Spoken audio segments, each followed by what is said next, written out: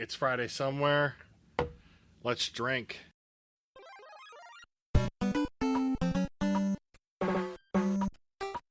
Must be a lot of oats in here because this body is perfect. So, basic Mexican lager. It's good. It's light. It's crisp. Pretty much all base malt, London yeast.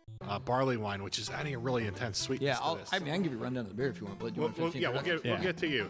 Calm down there. Calm down very there. I'm very excited. He is very excited. I mean, break up the word independent into more syllables. Why don't you? It's great to have you back, Joel Trogner from West Palm Brewing and Wine Vault. We do have a live audience here, and it's really great to do this. I personally can't believe you guys paid money to come out and listen to us talk. And with that, I'm going to hit stop.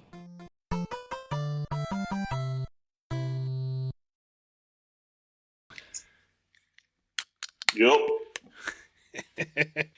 I love that sound. It's Friday somewhere. Let's drink. And I'm Bearcat. I'm joined by my very good friend, Mr. Ed Grohl. Edwin, say hello to the boys and girls at home.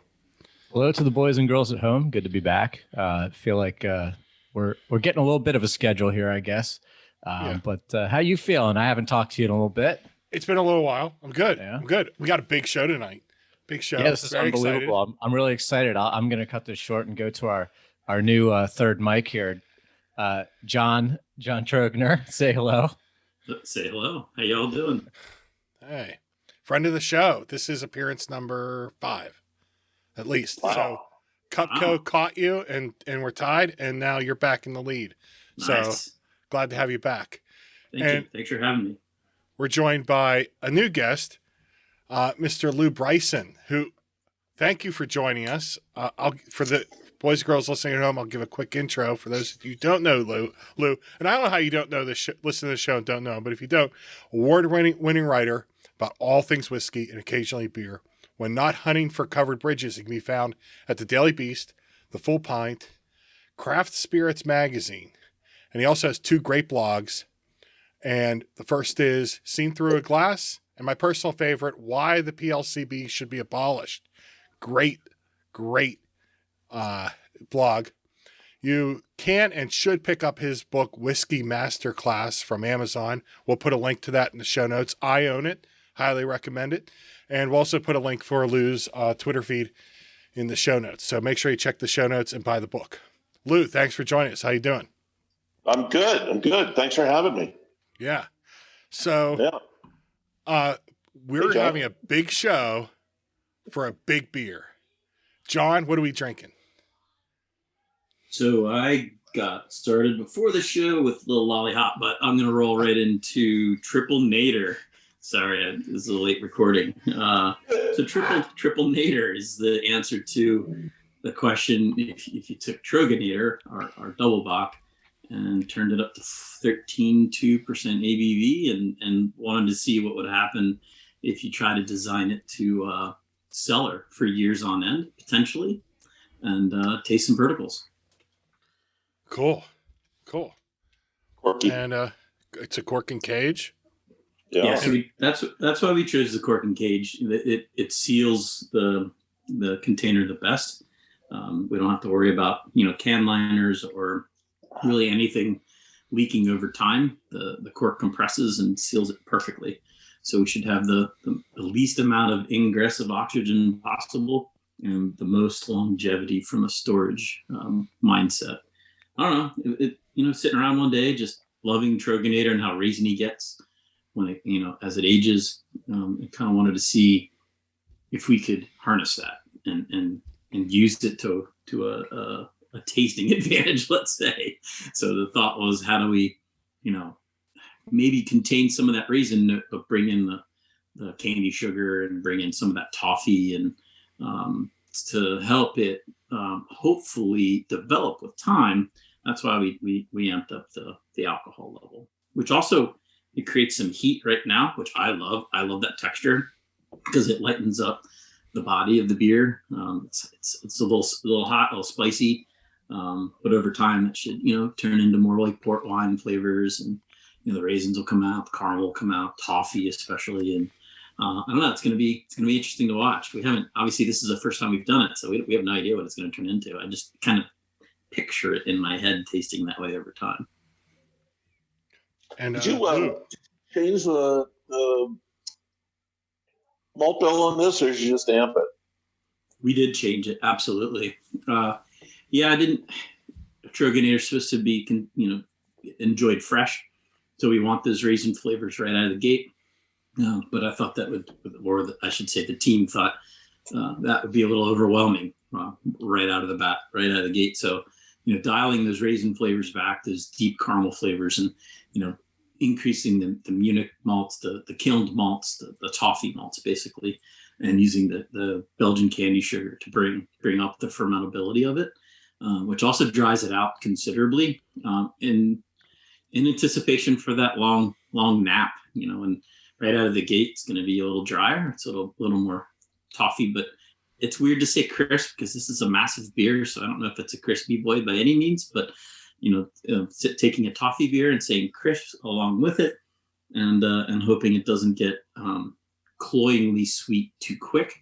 I don't mind 10 years down the line if this is a toffee bomb chewing on sugar, incredibly port-like and sweet, but I don't want to see that way year one, even year two. So I don't know. We'll see. It should be fun.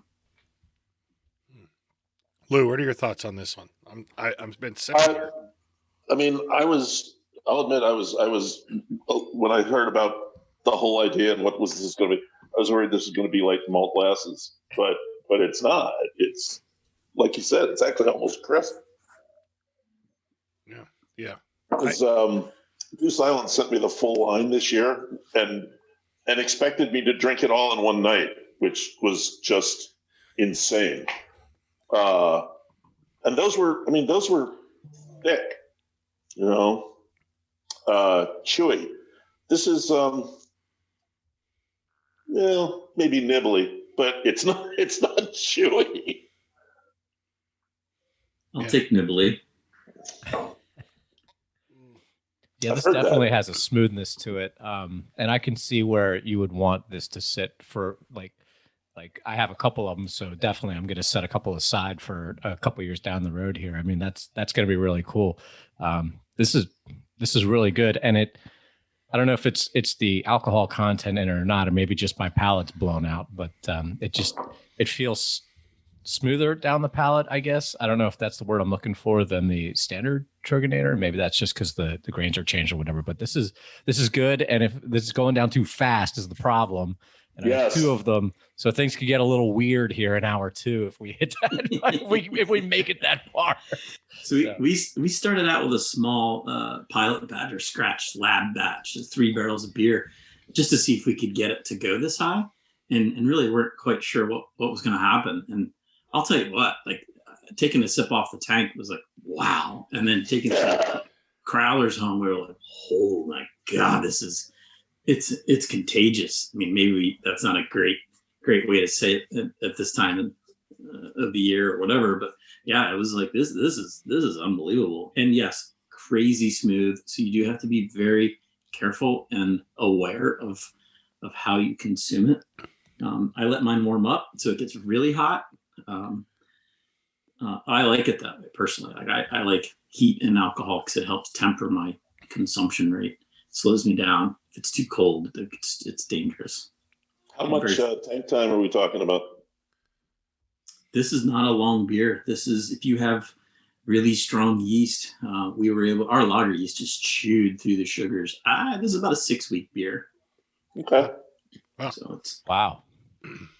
It only works if you have a phenomenal mash and really strong yeast. I'm double fisting, so I open up a Tröegs Nator can and and the color. It's kind of hard for you, I think, for you guys to see this over Zoom, but the color is the same except that the Triple Nator is darker and is almost opaque. But you can tell that these are sister beers in some ways, and I've had a couple sips of the Tröegs Nator, which is always in my fridge. This beer I have always on hand, so I drink it regularly. just when I had the first sip of the Triple Nator, I could tell this is coming from the same line. It is very close in all of its flavors, and you really did just amp up the different pieces to take it to that triple level. The color is beautiful. The taste is incredible. You're damn right. It's really smooth. The Troganator out of the can, the double bock, is a little bit fizzier and has a little bit more that carbonation, and that's I think where you get that nibble on the triple. There's a lot more body there. This really is incredible. I was really excited for this beer, and I'm halfway through it, and just this is fantastic. Thank you. Yeah, Let's get some of that licorice root. Little anise, little licorice root. Yeah. I see that people. I know Tom Baker, who's at Earth Bread and Brewery, always used to talk about. He's obsessed with the idea of the Pennsylvania Schwanky, the porter with a little bit of licorice root in it. And as soon as I tasted it, I started like, "Damn, Schwanky." Interesting. Sounds like a quote from Lew. Yeah. All right.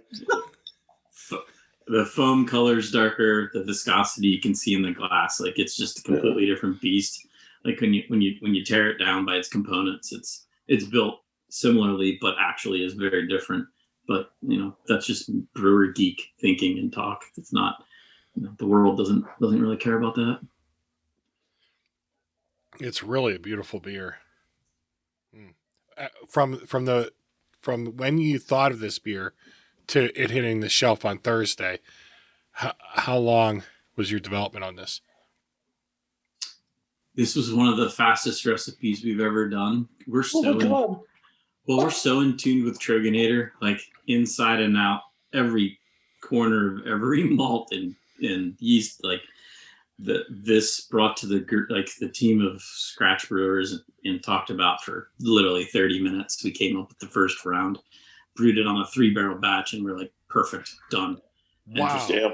Now I make it sound too easy. We loved that batch, so then we had to recreate that on a larger system.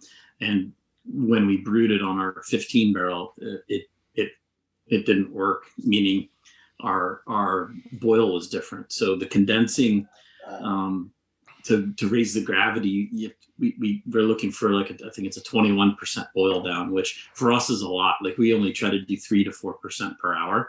So we adjusted our boil track to bring it to 20, 10 per hour, 20 total approximately. Maybe it was 24 or something like that.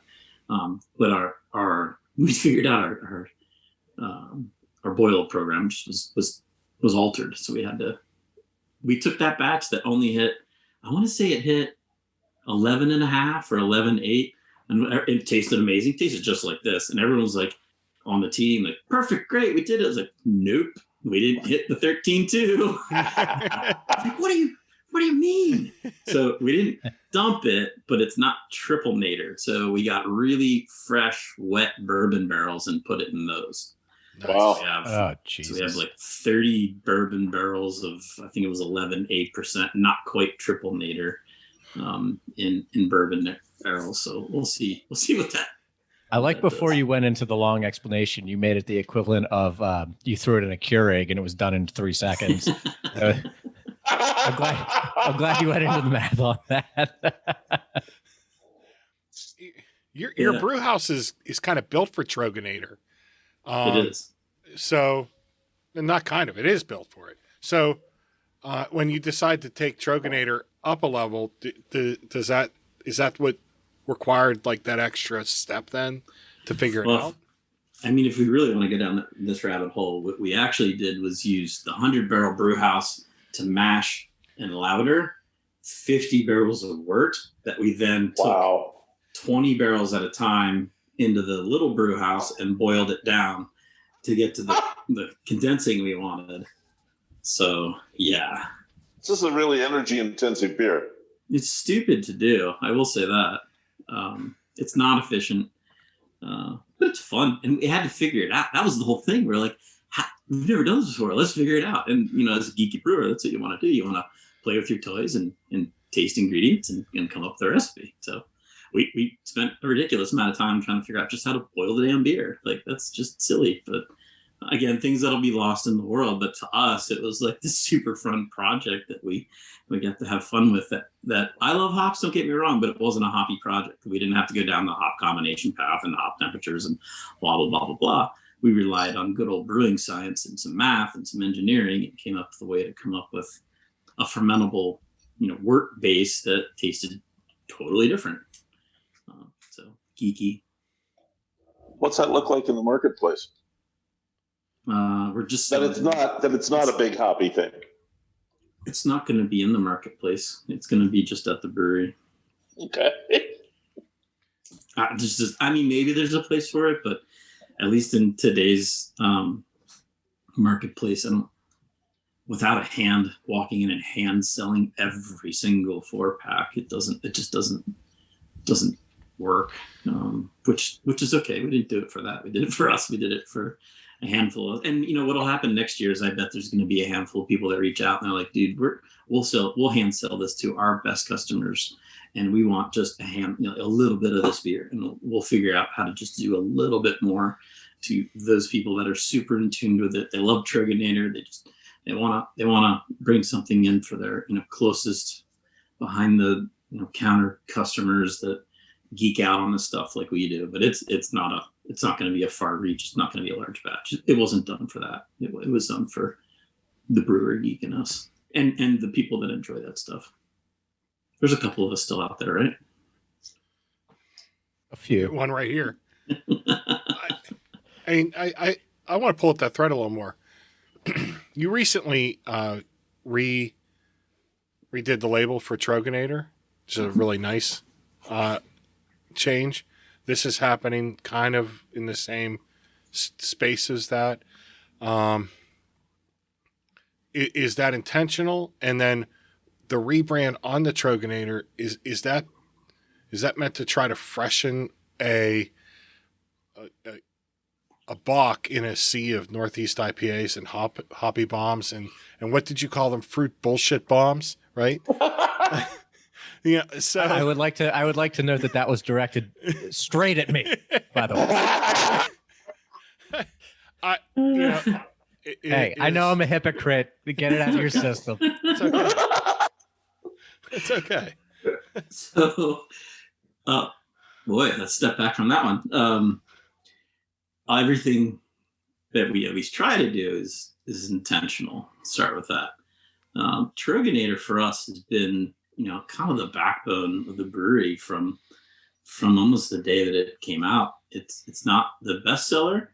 It's probably number 2, sometimes number 3, but every year it sells a little bit more, sells a little bit more, sells a little bit more. So it's like keeps chugging away. I still can't believe I find it in the fridge at Sheets on the regular. I mean, that just astounds me that a double buck is in there week in, week out. Yeah, so it sounds to me as well. It's super exciting, I will say.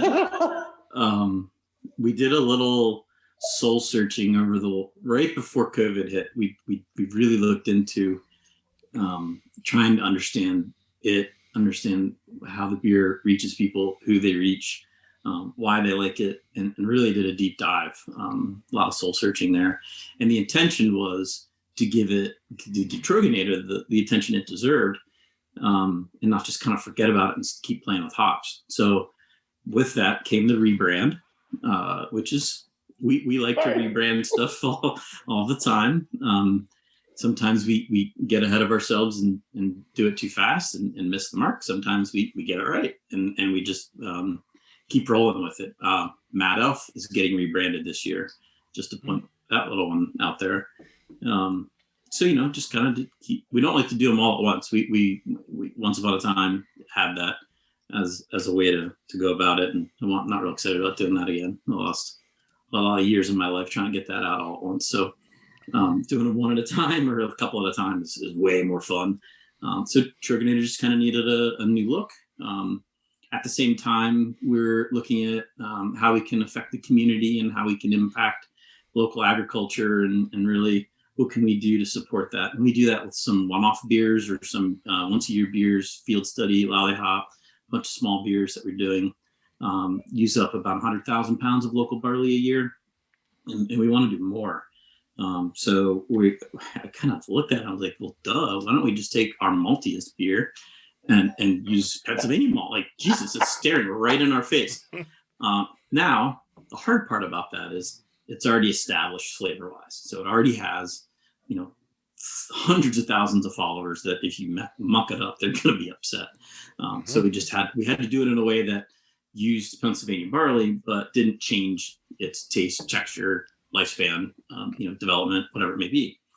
It actually ended up being fairly easy, believe it or not. We tried some Keystone Pale from Deer Creek. First batch was 99% there. Second batch, we adjusted a couple things and off we went. So this year we're hoping to do about 50,000 pounds. And then next year we'll keep cranking it up a little bit each year. So they got to rebrand it. Tröegs Nator got some Pennsylvania malt. It's getting lots of attention from us, lots of thought. And of course, that's when you can't double a double. I guess you could double a double. That would be awesome. I didn't even think of that. Why don't we just double the double? Quad. Quadinator. Kind of looked at, baby steps. Baby steps. Since you're in Sheets, I think you should make a Schmoganator.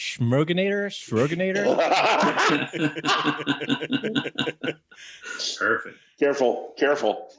Oh, yeah. Sorry. I don't need lawyers breathing down my neck all the sudden. Not any more than usual. So I love Tröegs Nator and Wild Turkey. Two of my favorite things together. I don't know why, but Wild Turkey. Oral granddad. Freaking good. That's why. I'd have lost a bet on that one. We used to call it a Mechanicsburg car bomb. Oh man. Not probably PC to go down that route in today's world, but we were. And how many car bombs have there been in Mechanicsburg ever? No, none. Just curious. In Harrisburg at the Pet Grill, there were lots of Mechanicsburg car bombs. But it was a long time ago. Man, missed that place. Man. Taking it back a notch. Whew. Yeah, jeez. Crap. That's what it was. It's funny you bring up the Pennsylvania malt. I did a Zoom earlier today. We were interviewing Andrea Stanley at Valley Malt up in Massachusetts. Kind of got the whole micro malting thing started. And talking about, bringing local agriculture in, finding the right strains to grow. It's a whole new thing. It is. Interesting. Yeah. And it's one of those things. It's a push-pull. So if you can figure out how to grow it and malt it, no one's buying it yet. So you kind of have to have both. And we've been watching it for a while. And before we came out with Lollipop and Field Study, just watching their, how they're going about it, and they're trying to sell to as many small breweries that can brew with it and then sell, over the bar, local malt, local beer at a higher price. It kind of works. You don't have the distribution chain getting in the way of margin at that point. But in that model, they're not getting large, consistent orders. They're not getting, people saying, I'm going to spend, or buy 100,000 pounds or 50,000 pounds or whatever it may be. So we looked at what we thought we could do and, to supply some stability, at least from our perspective, is the largest orders we could put together.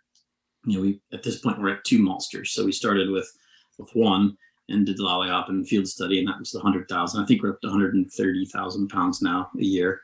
And now with taking on Deer Creek and going up to 50 and hopefully next year 100 and just kind of keep going from there. So again, stability from at least what we could do. Maybe that's not a lot to them, but at least to us, we were like, what's the most at this point we feel like we can consistently spend more on or buy to support them, but also risk, because if the malt doesn't come in, right, what do you do? And we we talked about that. How do you manage risks for the maltster, for the brewer, and for the farmer? Yeah. Yeah, We all take a little of it on. That's what we do, Yeah, you make promises to each other. Right, exactly. You grow it, you malt it, we'll buy it, and if you falter on growing, hopefully someone else has some, and you can still malt it, and we can buy from the region and kind of mix and match. But it's really interesting. I've been I grew up in Lancaster County, so I've kind of got a little bit of that looking at the fields as I drive by thing from growing up in farm country, and we've been working on restoring a house up here in Milheim, the one I'm sitting in, but we're still living down in Bucks County, so we're making this like 3-hour drive, and in the last 6 years, there's a lot more small grains being grown. I mean, it used to be just all corn, but it's not. It's not anymore. I mean, you're seeing barley and wheat and rice. And rice distinctive, it stands right out. There's no other grass that's 6 feet tall. So it's pretty cool to see. And I called the Pennsylvania Department of Agriculture, and the guy's like, I don't know. I don't know if I have any numbers on that. It's not soybeans or corn or dairy. They don't give a shit.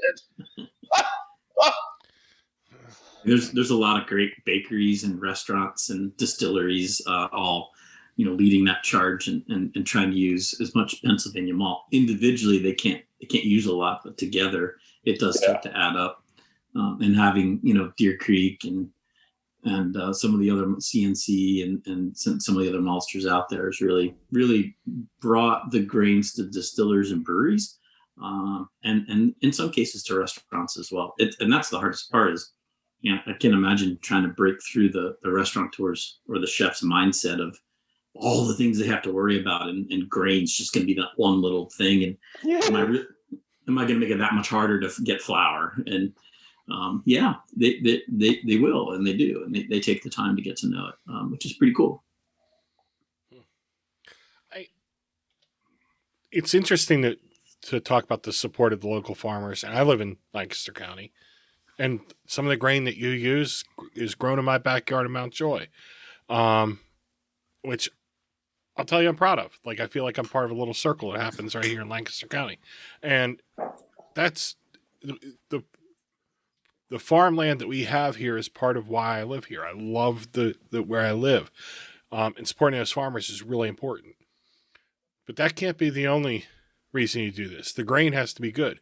Is the Pennsylvania grain good? Is that, and what's special about it, if anything? Yes, the Pennsylvania grain's great. In your backyard, Double Eagle Maltings worked directly with farmers to help culture the process of growing the grain at the level that we need. There's certain things that we need done that wouldn't work for other uses. So it's harder to grow. It's harder to do. It takes more commitment from a storage capacity, from a how you treat it when it's grown. And it's our local terroir, right? Oh, I learned how to say that word. I can't say it. I'm glad you said it. You, baby. Wow, where did that Very come impressive. from? That's the Triple Nator talk. That's what's working. Yeah. You have the confidence. Yeah, it's your backyard. It's your neighbor. It's how do you give back to the community, and looking to do that as much as we can in so many different ways. When we looked at our biggest impact, the number one thing we use is water. So of course, water's a top of mind, and second thing is malt. So we're like, those are the two biggest impacts or biggest changes we can make if we use more local malt. From our perspective, it's the second most thing that we use. So that's giving back to the community in our minds, and that's important to us, and all sorts of different ways. That one's just from a recipe development standpoint, and geez, it just tastes good. So like to say that, barley's from down the road, or we're using some wheat lately. It tastes good. So like, perfect. You're drinking for good, right? You're drinking to support your neighbor. And you're not shipping it 1,200 miles. That's a good true. thing too. Yeah. Keep it within the region. So I love that you put it right there on the label too. You got a little keystone right there, and Nice.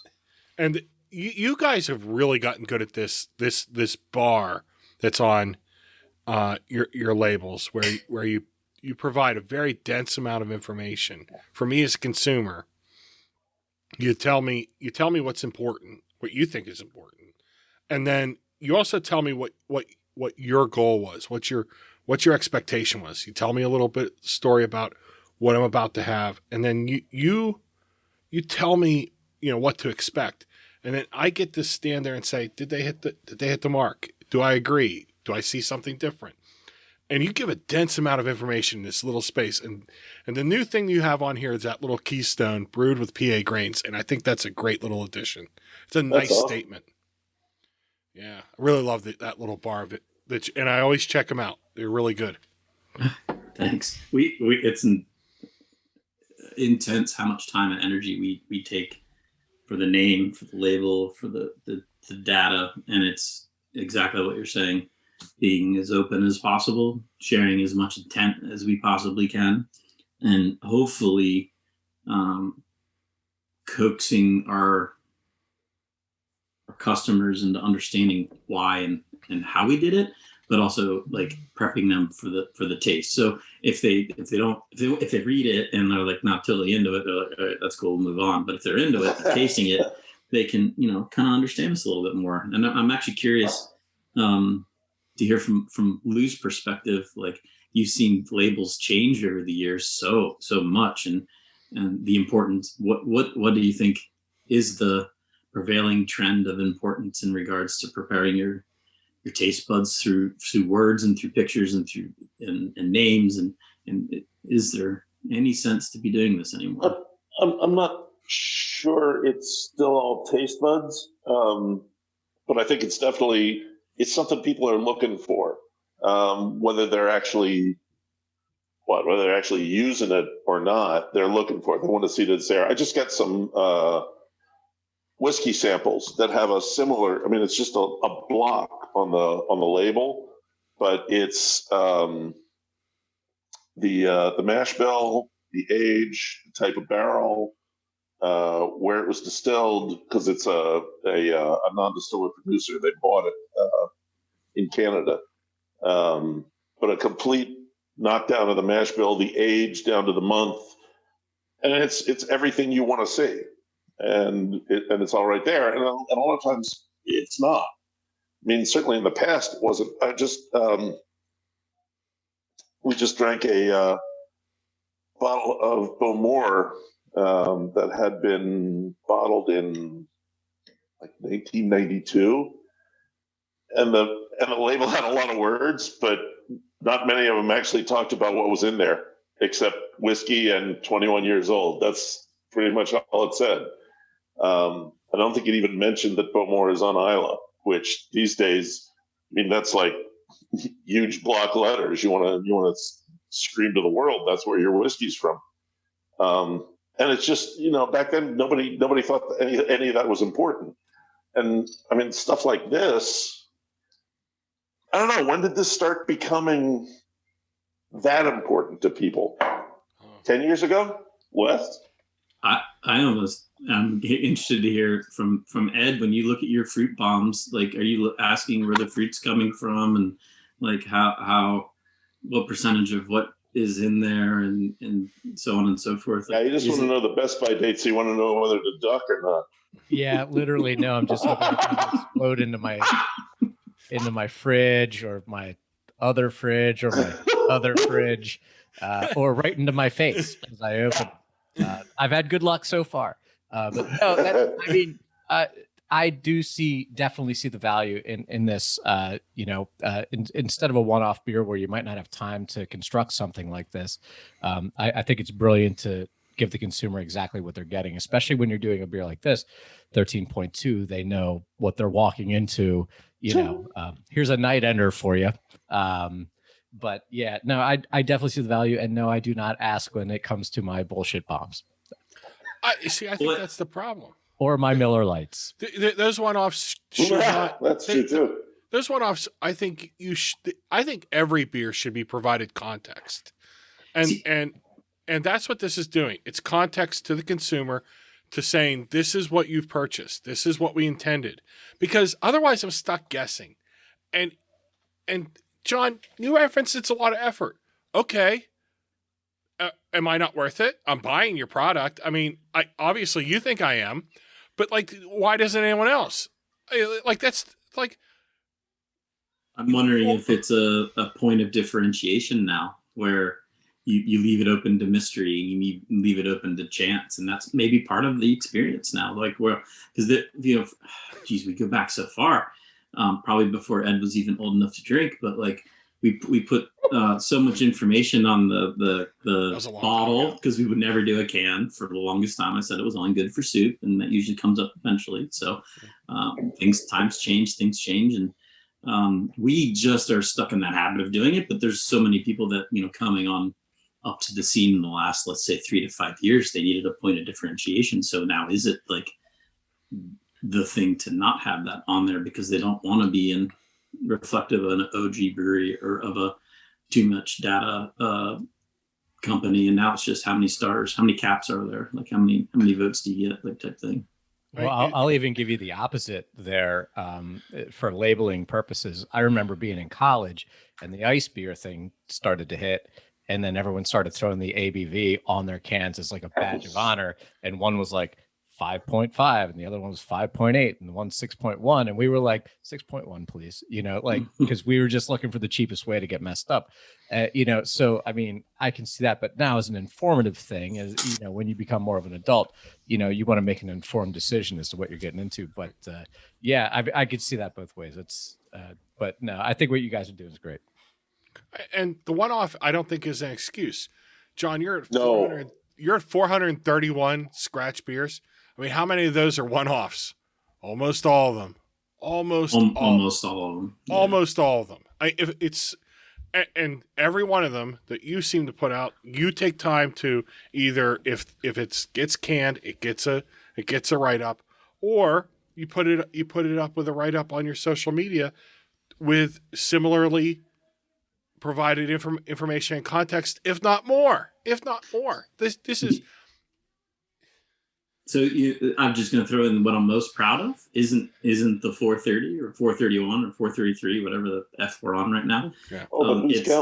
It's each one is with intent and is there for something for us to learn from. So every single one was a trial of some kind. So it was a learning process. It was a trial and retrial and learning from and pulling away from doing it, using it again somewhere else, or God forbid, like, no, F, that didn't work, don't ever do that again. Like, every single one is that brewer mind geekdom being shared with our customers. That's what I'm proud of. I don't really care how many numbers there are, because if we did 400 of just different hop variants on the same base, that'd be really freaking boring and worthless in my mind. So yes, the customer might love that and it might sell like crazy. Probably would. Probably should do that now that I'm saying this out loud. But I'm most proud of us learning as brewers and like just kind of geeking out on the steps and on the process and on the ingredients. But yeah, not to get stuck on that. That definitely happens. Stuck on that, yeah. No, though I mean, just tweaking to tweak. It's not the same beer we released last time. This time, it's got clementines in it instead of mandarins.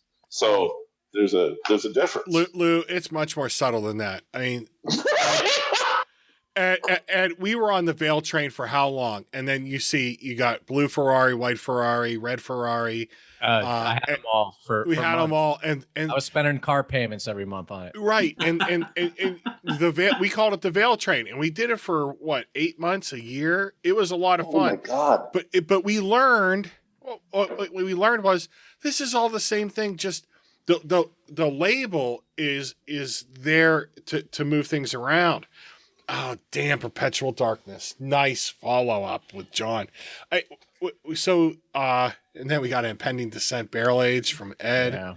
Oh, boy, all you boys are bringing. I didn't know this was in my fridge till I put these Triple Nators in my wine fridge, which is actually a beer fridge. But I was like, ooh, I have one on the rack. Let's go for it. I wasn't trying to derail you, Bill. But no, it's okay. It's Go okay. for it. Those beers, they move what I think they do is they move the hop formula just enough to be able to say someone it's different. And I don't have the most sophisticated palate there ever was. I just know what I like, and I try to be able to describe why I like it. I think that's good enough for me.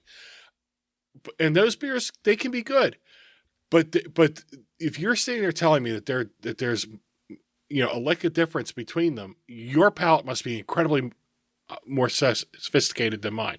Those beers are just pumping out one after another, very much the same. And it's about FOMO. We're going to drive sales with untapped check-ins and with people saying, "Yep, I had the whole Ferrari series and all the Miatas," or Tired Hands running 13 different versions of Julius. Julius, great beer, loved it. I had it. It was fantastic. But I'm not going to sit there and chase all these cans anymore. It's just gotten tiresome. And it cheapens the product. In the end, it cheapens the product, and you can't tell me different. Because eventually, FOMO gets burned out. People's wallets wear out. And you know what? Trognator's always in my fridge. You know what's not always in my fridge? All these guys chasing crap. Is that a name of a beer? Chasing crap? Go ahead. No, all these guys chasing crap. That's a great name. That's my home brewery, Chasing Crap. Bill, FYI, crap. This is a 2016. Apparently, I didn't even. Wolf. The archives. Nice. I almost grabbed the impending descent, and then I took heed of the name. And I was like, "Oh yeah, I remember last time we were on." Oh man, we got really drunk last time. We went really deep. We went. Are your headphones fully charged this time? That's what that's why I plugged it in. I didn't even go wireless. Wow. Yeah. Oh, it tastes so good when it hits your lips. Lew, Lew, I gotta ask you a question. Recently, you said that Trognator was one of the best German-style beers in Pennsylvania. Do you remember saying that? No, but okay. I don't remember saying it. Doesn't mean I don't think it's true. Well, ask my kids. I forget every damn thing I say. Who the hell told you that? Like you did, Dan, 3 months ago. Boy, are you in the right place? So let's. Yeah, ain't that the truth? Well, now that you're not sure you remember it. I'm because I wanted to know what you mean by that. What'd you mean by that? I can tell you exactly what I meant. Because Trognator has what seemed to be the most elusive part of German brewing, which is the ability to make a really malty beer that is still dry. It's not sweet. It's a refreshing beer. It's all about the malt character, but it has a malt dryness to it. And so many American brewers just can't seem to get that. You guys do? Thank you. So I'm gonna ask. This is for John and Lew. Why is that hard? I don't know. I agree, but why is that hard? I don't know. I have no idea. I don't even know how the hell you do it. Why is that? Is it hard? It's really effing hard. Wow. There's a lot to go into here, like from a brewing science standpoint. But very simply, let's start off on the simplest part first. It goes back to intent. So often the intent is to not be dry. So it right out of the gate, it's supposed to be sweet and malty and raisiny and present that way. So any good brewer can come up with a combination of techniques and ingredients to get it to be dry, but they don't intend it to be that way, so they don't do it. I think John is perhaps giving too much credit to most brewers here. And what I'm saying there is that his level of any good brewer is quite a bit higher than most people. Well, I think good is a level of expectation. I don't know, like there's amazing brewers out there, and they're doing what they're intending to do. So I'm in the firm belief that if someone intended their double bock to be dry or their malty beer to be dry, they could get there. It's just a matter. I've said for a long time that one of the most important ingredients in a beer is will. Yeah. Which 100%. I think we're just saying the same thing with two different words. Intent, will. They're Yeah. similar. Yeah. Now I will say then that if you want an 8% alcohol, big malty beer, you've got to get your water right. You've got to get your mash pH and mash temperatures and hydration rate right. You've got to not boil too much. You're condensing while you're brewing. And your yeast has got to create just enough crispness, sulfur-wise, to balance out the. I mean, Jesus, we could go on and on and on of all the different brewing steps, but intent first and foremost. If you intend it to be there, you can get there eventually. I think. Maybe we pull it off. If we can pull it off, anyone can, right? Oh my God. Yeah, sure. If only. If only. Thank you for coming to his TED Talk.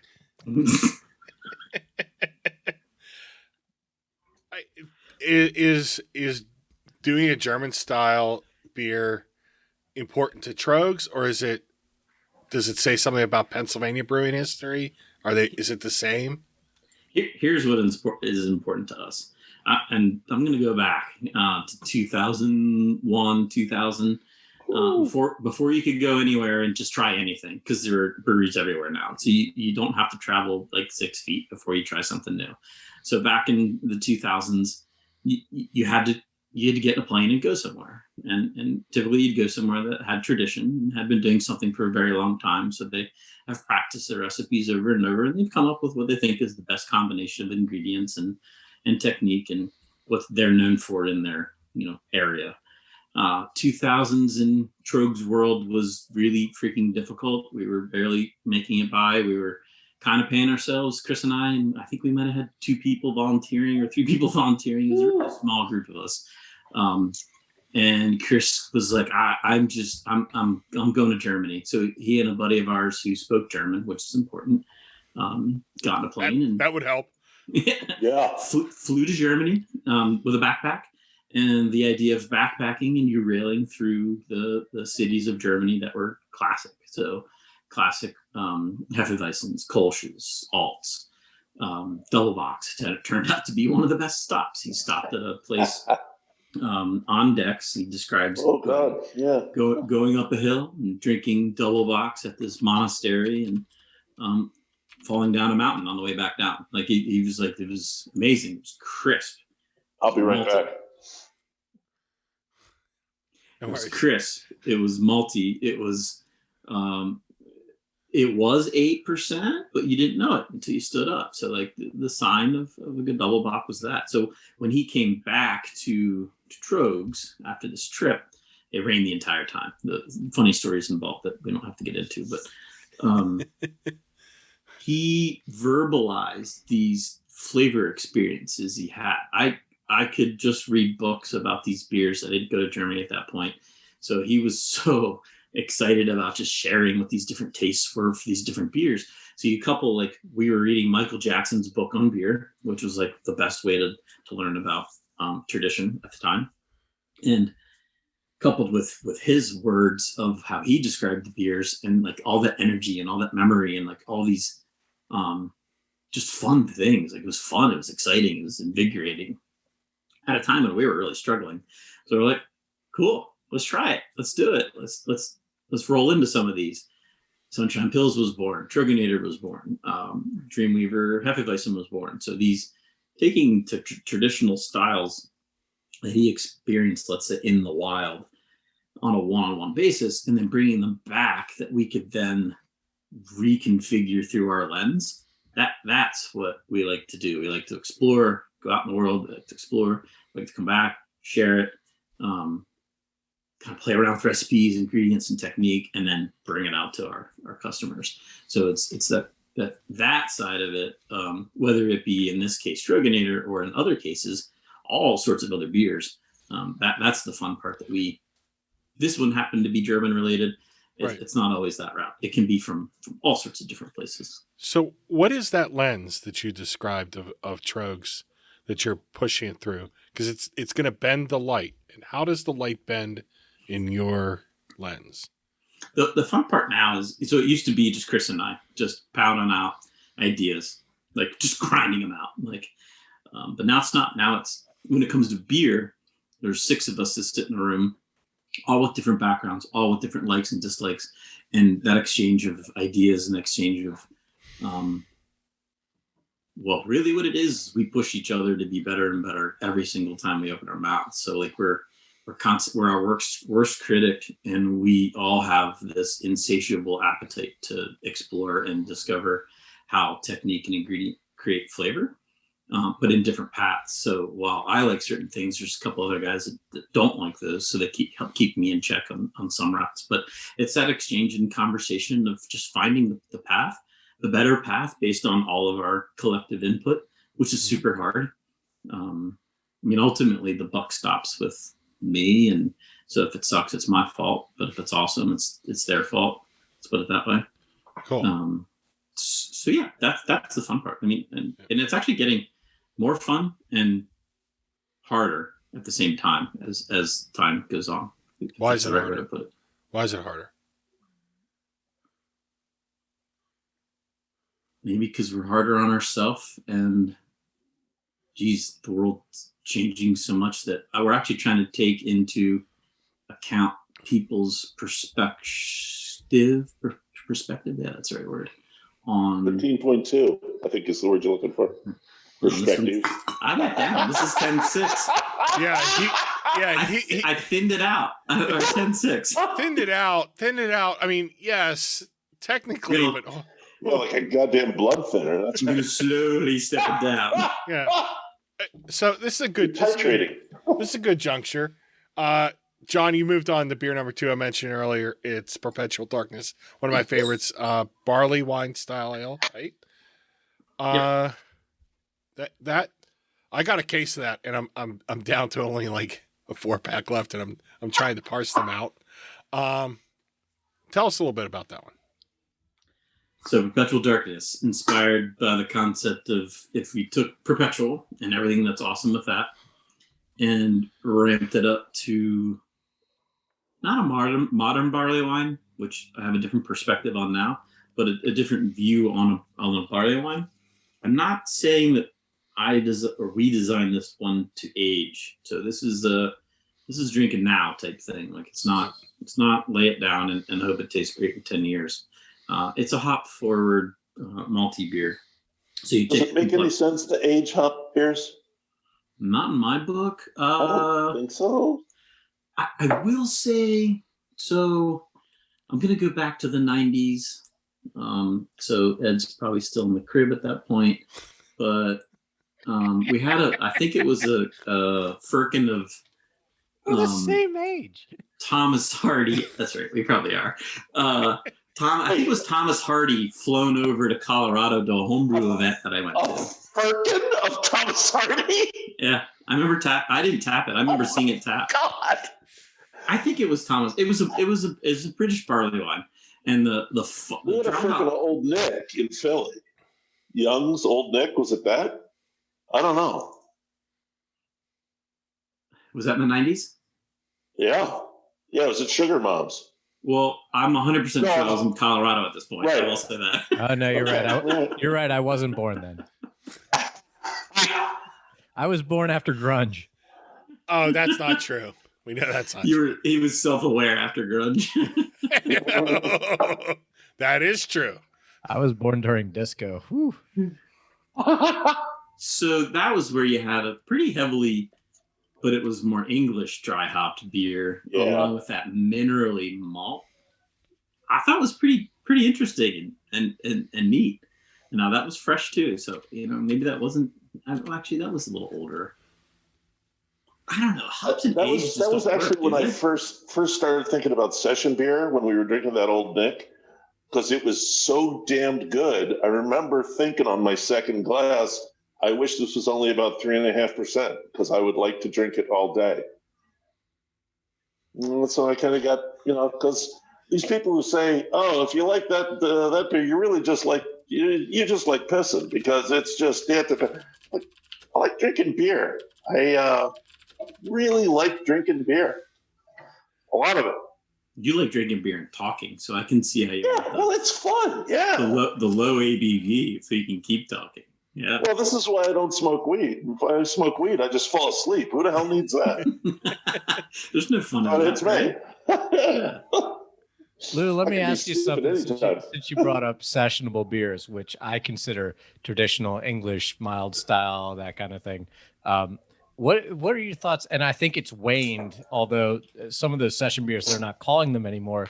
And a couple of years ago, probably 3 to 5 years ago, let's say 2 to 6 years ago, there was this whole craze about session IPAs. Yeah. What was your thoughts on that? Because I was adamantly against it because I'm like, no, you're just it, and brewers are going to get offended by this. I'm like, hey, you're just kind of like making IPAs worse a little bit. Like,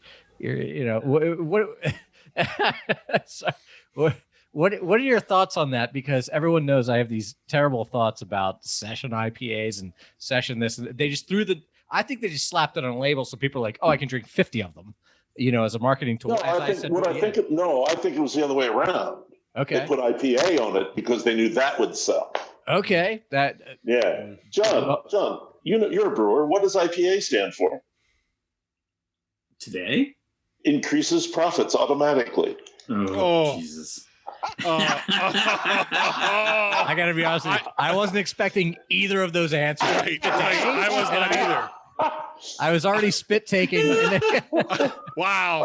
I did not see I've that. never heard that I wish I could before. remember who told me that. I've never heard that before. I've never heard that before. The other one is the guy, after I stopped laughing, the guy said, or, the bartender at the tap room will say, I'll pour another. I'll pour another. Yeah, I've heard that one. I've heard that one. Yeah, increases profits automatically is because that's true. They just slap it on every damn label. I mean, If it's not an Imperial Stout or a Goza, it's an IPA. It's mean. Yeah, I mean, honestly, when session IPAs started coming out, at first I was like, oh, good session. And then after that, I was just like, oh, fucked again. It's just, it was not what I imagined at all. And I should have, if I'd have had an ounce of freaking brains, I should have seen it coming. It scarred me for life. I don't know. Do you know who I thought did a fantastic job? Was Yards with Brown. Because it never says that it's a session beer. Doesn't even say it's a mild.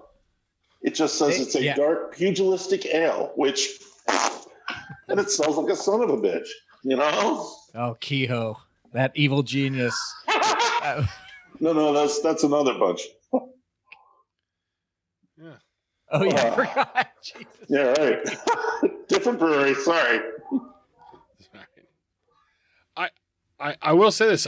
I do think that the term IPA has been bastardized quite a bit, but the one that I never really understood, it was the addition of double dry hopped. So I understand dry hopped. But what's it mean to be double dry hopped? Is that it seemed like that became a replacement for a double IPA, which I kind of understood. At least I could conceptualize. I like that better than Imperial IPA. A double IPA. Yeah. Why double is that? IPA. Why is Because all you're doing is just like, oh, it's an Imperial Stout. But that, what? Really?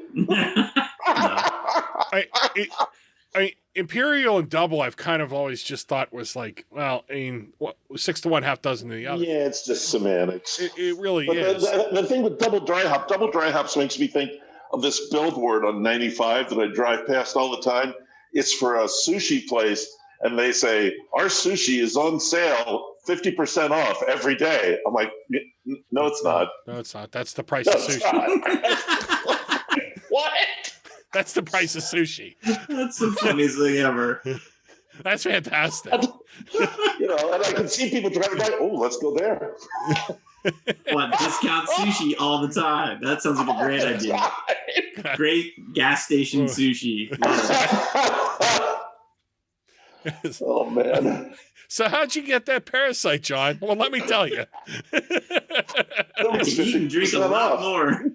They stole that from my Tinder profile. Yikes. But the double dry hopped, I don't know what it means. It seems so meaningless.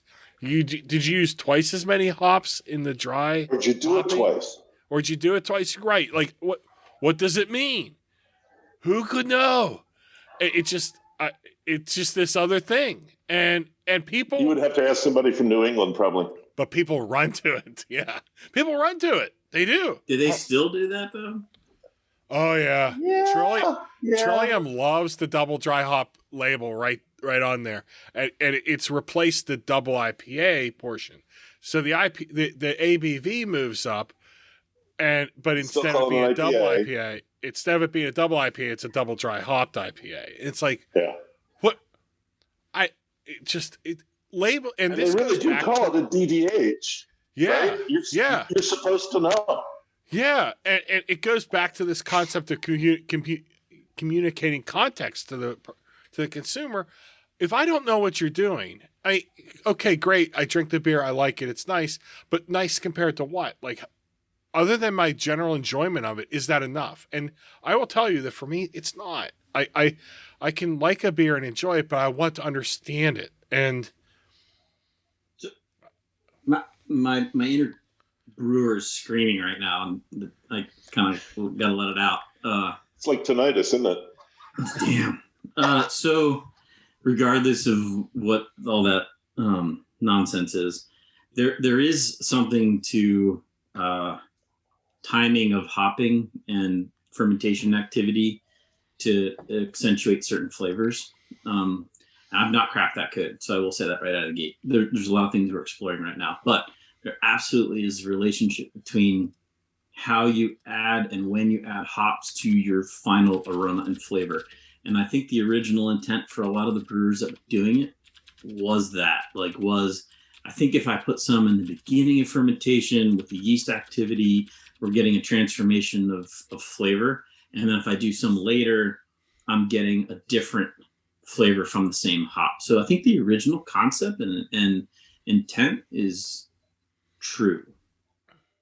Whether that falls through on all of the examples that y'all are talking about beats the F out of me, because always marketing takes over and sales take over, and you need to get the shit out the door. But I do think there's some purity in brewer brain sense that there needs to be an exploration of what that means from a timing and yeast interaction fermentation standpoint. The science of dry hopping turns out to be a lot more complicated, I think, than most people thought it was 20 years ago. You can't just dump the shit in. It just doesn't. I mean, you can. Go figure. Well, yeah, you can, but like you said, makes a difference. It's a huge difference. And I don't want to go down this path too far, but my experience, in a 15-barrel tank, you dump it in the top. In a 60-barrel tank, you can kind of still dump it in the top. In a 100-barrel tank or a 300-barrel tank, you can't just dump it in the top. In a 1,000-barrel tank, you can't just dump it in the top. What you start to get, because of the height of the column of the beers, you get stratification. You get nothing. Yeah. Well, you're getting stratification. So you get some of the beer that has an intense hop profile, and you get some of the beer that gets nothing, and you get some of the beer that gets a little bit in between, and no way to really quantify, and control that. So, when it comes down to it, you have to really do something to get that intent of flavor and aroma. If you care about consistency out of it, you can't just stay stagnant and hope the shit works. There are two things I want to throw in at this point. Well, the first one is, no, let me do it this way. The first one is I've opened my, third beer. I went a lot lower, and I went local. I've got. Wait, what happened to the second beer? What was two? Yeah. What was two? Yeah, what was the second? The Tröegs Nator and the Triple Nator. Because they're already. I've got half an inch of the Triple Nator left, and the Tröegs Nator's gone. So I'm into beer 3 here. What is it?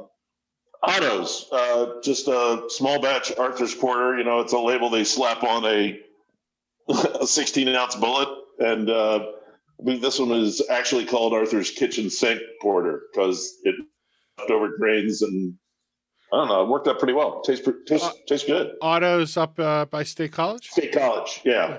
I mean, my local brewery is Elk Creek down at the bottom of the hill. I feel so bad. I've never been to Elk Creek. I've driven past it 45 times. How have you not been there? 45 times on my way to like my old college and everything Shame. like that. I went to St. Francis, so I was Shame. Dude, yeah. stop at my house. I'm a block from it. We'll go down. You can park. I'll walk you down. I'll be there in 2 hours. Tell me when you're going. I'll meet you up there. Let's go. I think we should road trip that. I wanted to go there for so long because everyone says that place is so cool, and it's been open for so. It's one of the places I've just missed completely, and I feel we can record a show in their brewery. Their 2019 Black Ale in the fridge. They do this thing every February, the Day of Delicious Darkness, and it's just all their dark beers from that year that they've reserved. Couldn't do it this year, even now. So they're just selling them, and I'm like, I will take some of that, please. Yes, sir. So wait, is that the last existing Peter Austin system on the planet? It is not a Peter Austin system. Okay, all right. It's a what is it? It's not Peter Austin. I can't remember what it is. It's we just talked about this on Sunday because that was who brought the old bottle of Bramore over. It was Tim. It's a 10 hectoliter system that they got from British Columbia. Matt Allen sourced it for him. That's why I thought it was Peter Austin. Yeah, I don't think it is because if it's in heck, it probably isn't. The Peter Austin systems that I know are all in barrel measurements. For the folks at home and for me. Oh yeah, I'm sorry. What is a Peter Austin system? Also, for the people who are younger, what's a Matt Allen? Okay, that's somewhat easy. Matt Allen was the guy who opened Voodoo up in Meadville. Okay. He was the original guy there. He also did the place in Oil City, maybe Titusville. There you go. Yeah. Yes. Yeah, became Blue Canoe before it closed. Yes, yeah. I stopped there. I used to work for Nationwide. I have to go out there, but he actually brewed at Straub for a while too. Oh, yeah, right. Okay. Anyway, he also had a big sideline in used equipment. So he had a lot of sidelines in all kinds of shit. Yeah. So what was the other question? Oh, Peter Austin. Peter Austin, Shipyard in Maine? Yeah. Okay. The guy who started Shipyard, Alan Pugsley, was the original representative of the Peter Austin brewing systems in America, in North America. They were the Ringwood yeast people. What the hell's the Geary? Geary in Maine, also Peter Austin system. It was a really hands-on manual brewing mechanical system, but then it also came with this yeast, the Ringwood yeast, which was actually a multi-strain yeast. And it was a love it or hate it thing. Ed hates it. Hate it. Apparently. So, yeah. See, I have this really high diacetyl threshold, so I like it. Yeah. So, but I mean, in the 90s, Jesus, there were a lot of Peter Austin breweries. There were 74, according to Wikipedia. Wow. Yeah, and how many at the time total? 80? 90? And how many are left? 3. It does. Yeah, not many. Wikipedia does not know. Yeah. Well. Although Dave Geary always did say that the yeast was bulletproof. It says, that yeast will be here when we're long gone. It's the cockroach of yeast. The cockroaches, exactly. With lots of butter popcorn involved. Yep. And you always say it tastes like marshmallow. Right. You always say it tastes like marshmallow. No. Ringwood yeast to me tastes like butter. Butter. Yeah. Okay. No, Marshmallow is a brewery in Lancaster. that I'm Yeah, not sorry, going it's to different. talk about. Whatever they use, all their beers to me taste like the Lick-a-Maid marshmallow stick. Oh, that's Wow. wild. Wow. I don't That's know so what it is, specific. and I've tried their beers constantly, and I'm like, all right, let me take a sip. Maybe they. And after and you it- said No, that, I picked that My up. friend Mike always used to say that the Weyerbacher, like for the first 12 years they were open, he said, they all taste like sweat. Oh, okay. Okay. I don't know. It might be like the asparagus thing, that some of you smell this shit and some of us don't. Mm. I don't know. On that note, Ed, how are you liking that impending descent? It's fantastic. It does not. It does not smell like asparagus. It does not. It does not smell like buttered popcorn. This is. Yeah. It's really, really good. At first, it was a complete, not a complete 180, but like a total different flavor. Getting the bourbon, getting the. Oh, so good. Nice. I'm really glad I opened this. John, I see you're on number 3. What do you got there? So I actually went back to Lollihop. I started with Lollihop, and Why do you hate your palate? what? Oh, What is that? a touch. I must confess. No, but Damn. you're juxtaposing the weirdest beers. Well, jumping around a lot. I started malty, and then I went malt, licorice, and hop, and then it like needs a cleansing. So, and if you think about it, I started at 13, and I went to 10, and now I'm down to 8. So I'm really like lightening up a little bit as I go, Okay. There you go. trying to thin it out. But no, Very slowly. You're taking your time thinning it out. If we do this long enough, it'll be on water. That'll be good. 8's about my session. Like I don't go much below 7.5. 7.5. That's my last. If I go that far, I have another Lollihop and a perpetual. But like Nice. once I get to 7.5, like I'm kind of like that's my session. I'm about to crack a 426 Weizenbach. Oh, nice. Loved this beer. Damn. This was Thank you. really good. Because I felt like I needed to stick with the malty, the malt game, and this is a nice malty beer. I have to admit, I'm regretting this. This is a good beer, but I think I should have stuck with the lager. I had a Baltic Porter in the fridge. I think I should have gone with that. I've got a Baltic Porter up next, number 330. It's 431. So if we hang around long enough, I'm gonna have a Baltic Yeah, Porter. it's gonna happen. It's gonna happen.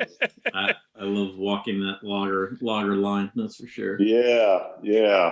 We actually had a mini argument about that, didn't we? And we were going to get at that tonight about whether lagers should be drunk fresh or not. And this whole cork and cage shit with your Triple Nator. Yeah. So who would like to go that's first? a heavy bottle. It Yeah. is. It's substantive. There's more glass on that, isn't there? Yeah. I feel like I'm there's- Kramer on the Merv Griffin set. So let's go with that.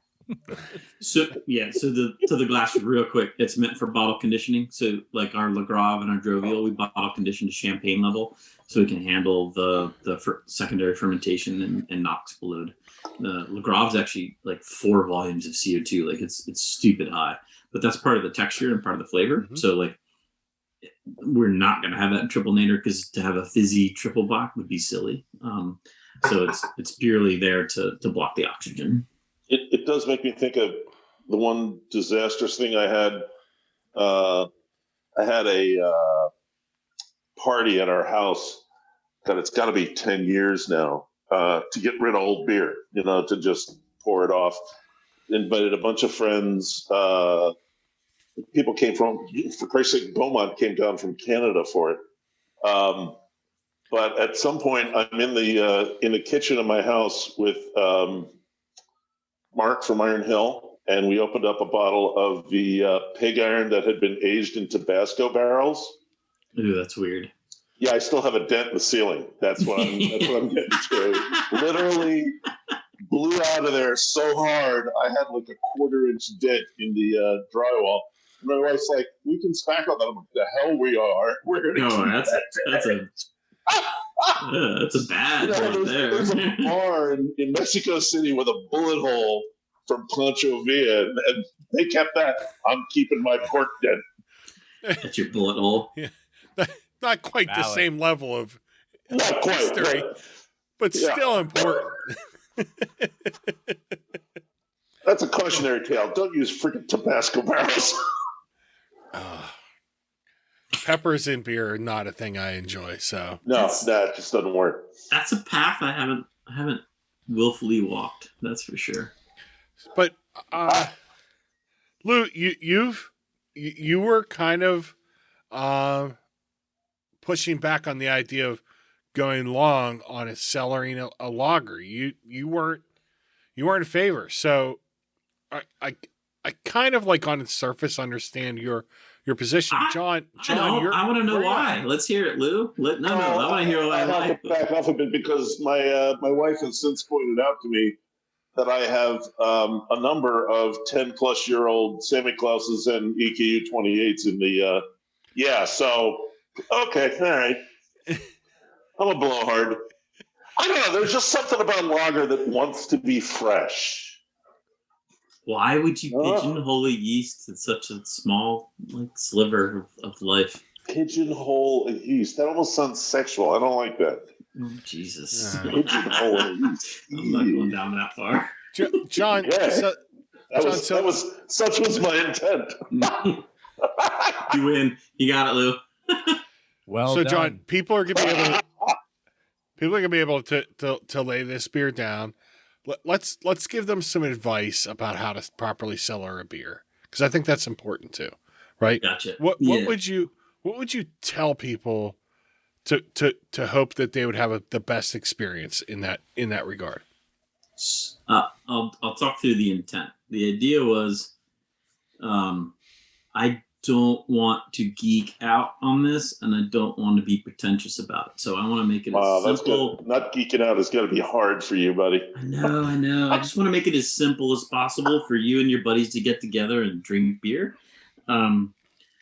So that's why we did the cork and cage. That's why we did the extra thick glass. That's why we did the 13.2% ABV. We took care of all the hard stuff. So all you got to do is throw it in the coldest corner of your basement or garage. So in the dark. If it's in the box, does it matter? No, I guess not. It's dark. Yeah. Okay. Yeah. In the dark, whether it be in the 4-pack, in the box, under newspaper, throw a towel on it, doesn't effing matter. But keep it as cold as your cellar can handle. But not in a fridge. Not in a fridge. Okay. I would not do a fridge personally. Yeah. I don't want to freeze, of course. So quite frankly, I have a hole dug under my tent up on the hill, and I'm gonna throw it. I'm gonna throw it in there. I'm gonna see what happens. God. That's a different route. Sorry, I'm sorry. So if we go back, I'm gonna revisit the conversation I had for this original beer. I was like, I want Tröegs Nator. I want it in my tent, and I don't want it to freeze because I don't like. So in central Pennsylvania, how cold do we get, and how high the alcohol has to be for it not to freeze? And It turns out you have to be really high in alcohol for it not to freeze. So I don't think I can maintain, or I don't think we could get it to 18 ABV to go to whatever. It's really that high? It's really high, yeah. No, I mean, it has to be that high to not freeze? Unless I bury it. So, under my tent, I have a hole. It's the air. Yeah. I have a hole that maintains insulation that 13 ABV will never freeze. Never. How deep is that hole? It's not very deep. It's 2 feet deep. Okay. So if you want to do a cellar, you can get it to 50. You can keep it at. John, when are you going to move from part-time mountain man, full-time brewer to full-time mountain man, part-time brewer? Are we getting close? I found the right balance here. It's life balance. For those folks who follow John's Instagram, you understand that question.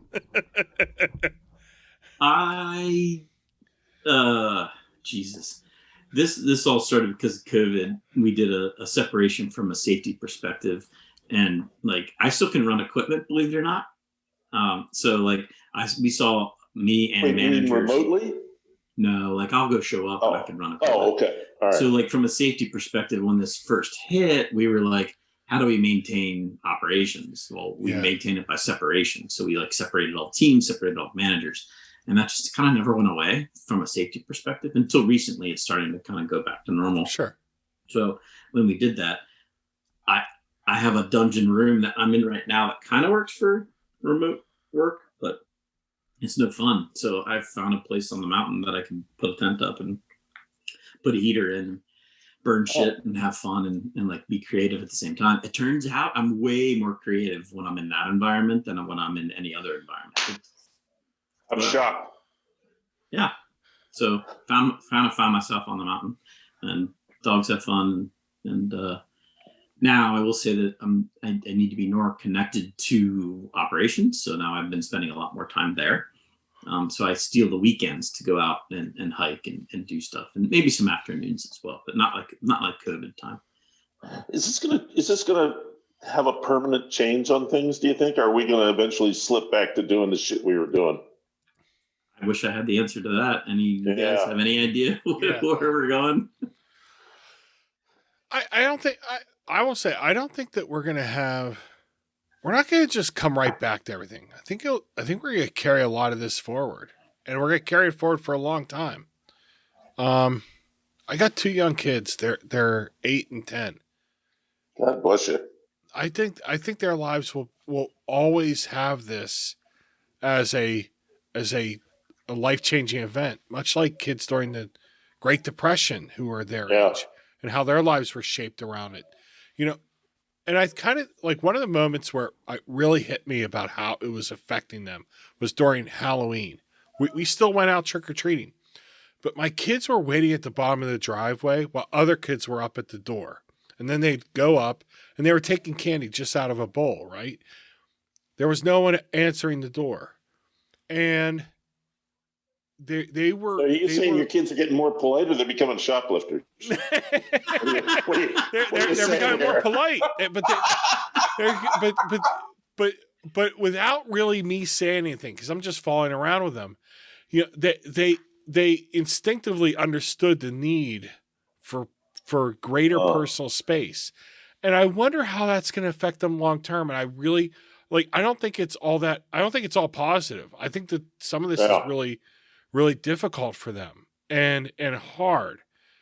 So that's a very probably sad way to kind of say, I think we're going to carry a lot of this forward for a very long time. Geez, man, I think I'm going to start just drinking whiskey now. I'm sorry. Love that idea. So if I transition we're drinking from whiskey now because I gotta go grab mine. Yeah, Ed's in.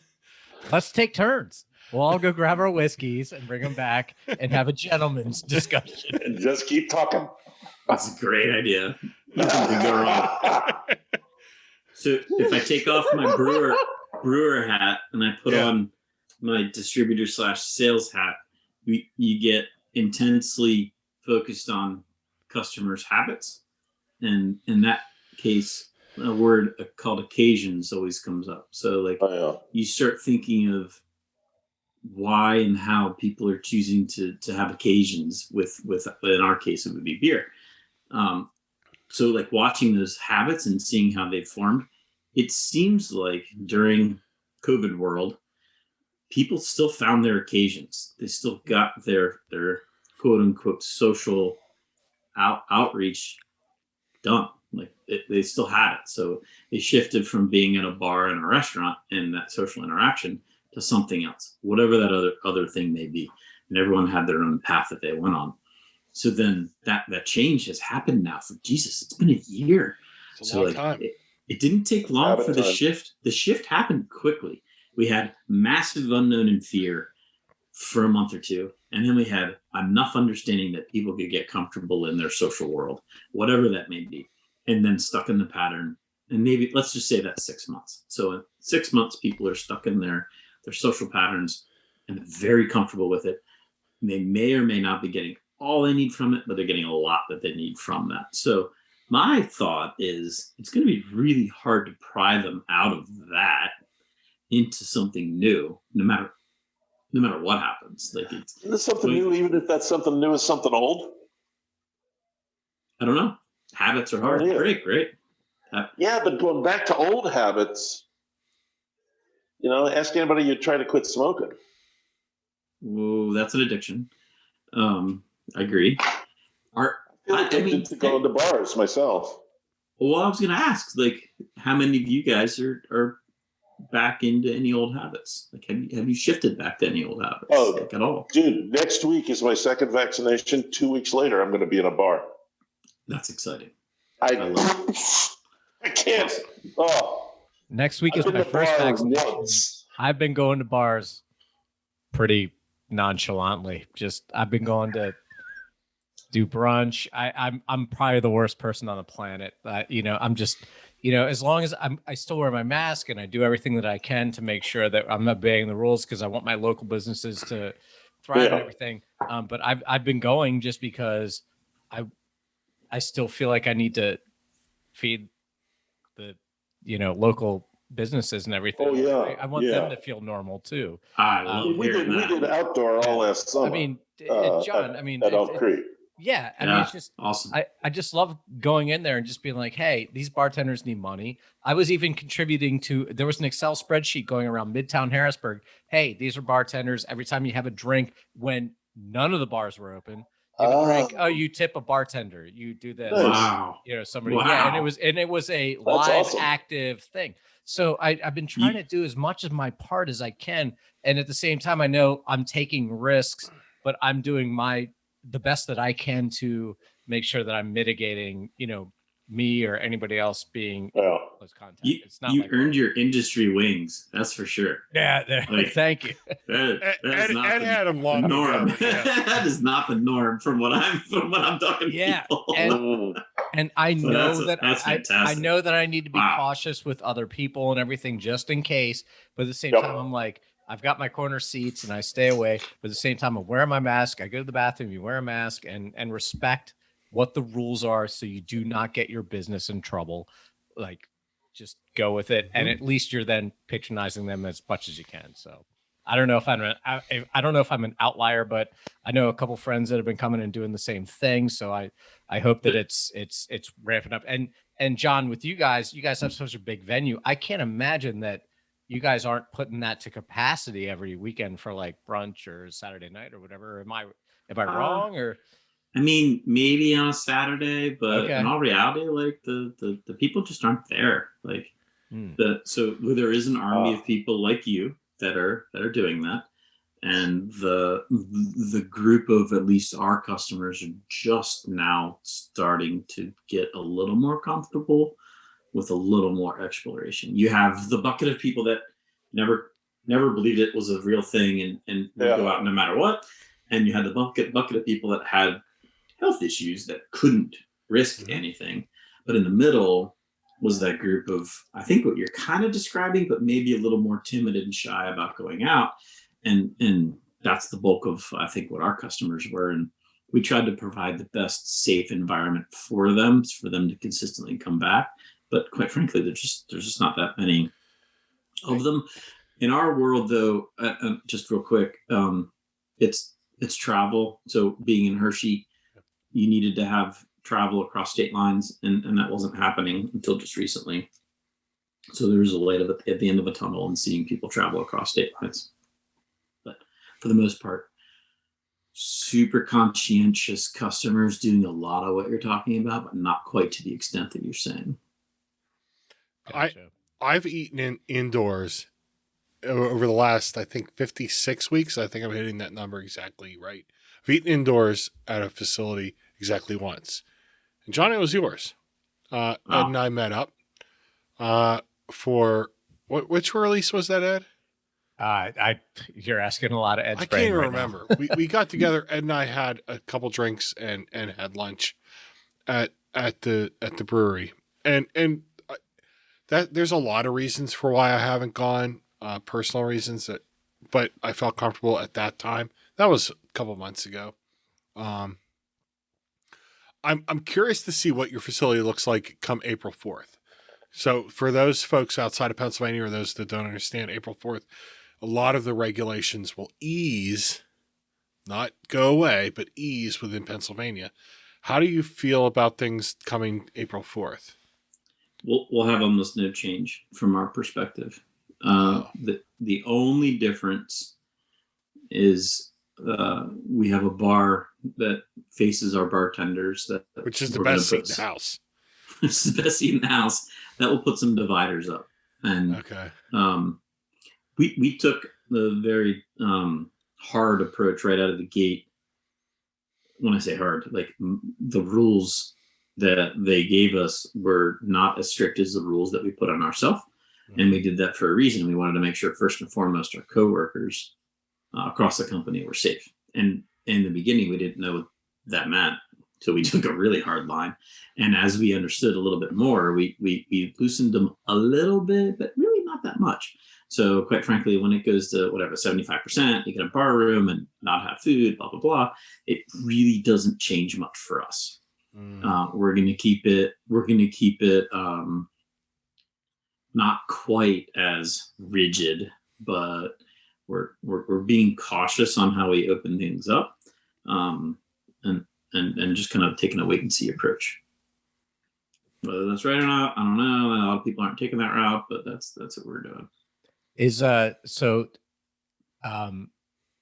Hershey Park or Hershey Tourism doing anything that might fast forward that for you guys? I don't know. I mean, I know you guys are a little bit symbiotic, but not much. I know that that's a thing. Like if Hershey Park was like, well, we're allowed to do this, is that going to ramp things up for you or no? I mean, we are very symbiotic with what's happening in Hershey. It's more symbiotic with sports events, concerts, any larger venues. Like we definitely would see a pop, let's say. Are there going to be any concerts in Hershey this year? Are there going to be any concerts anywhere this year? Yes, is my prediction, but nothing has been solidified. I know that the music program at Elk Creek is going to be definitely going along outdoors. They're going to be going again outdoors as soon as possible, but I suspect as soon as things start to, they're going to go inside.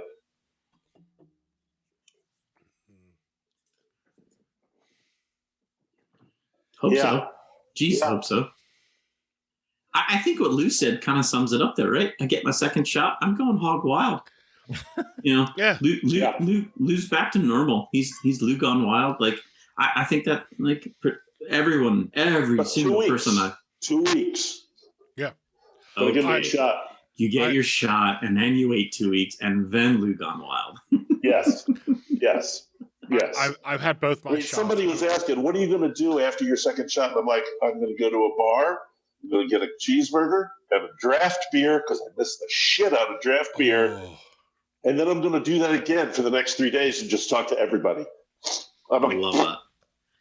I'm sorry. I think I'm a good cook, but I can't make a burger like that. Awesome. That's exciting to hear. That is good. Oh, yeah. If an old bastard like me is going to do it, imagine what younger people will do. Ooh. I love imagining what younger people will do. Riots in the street. Yeah, it'd be crazy. I don't know if you've seen any spring break footage, but you don't have to imagine. You don't have to imagine. You can just watch the videos from YouTube about what's happening in Miami. Harrowing. Let me tell you, it's pretty impressive.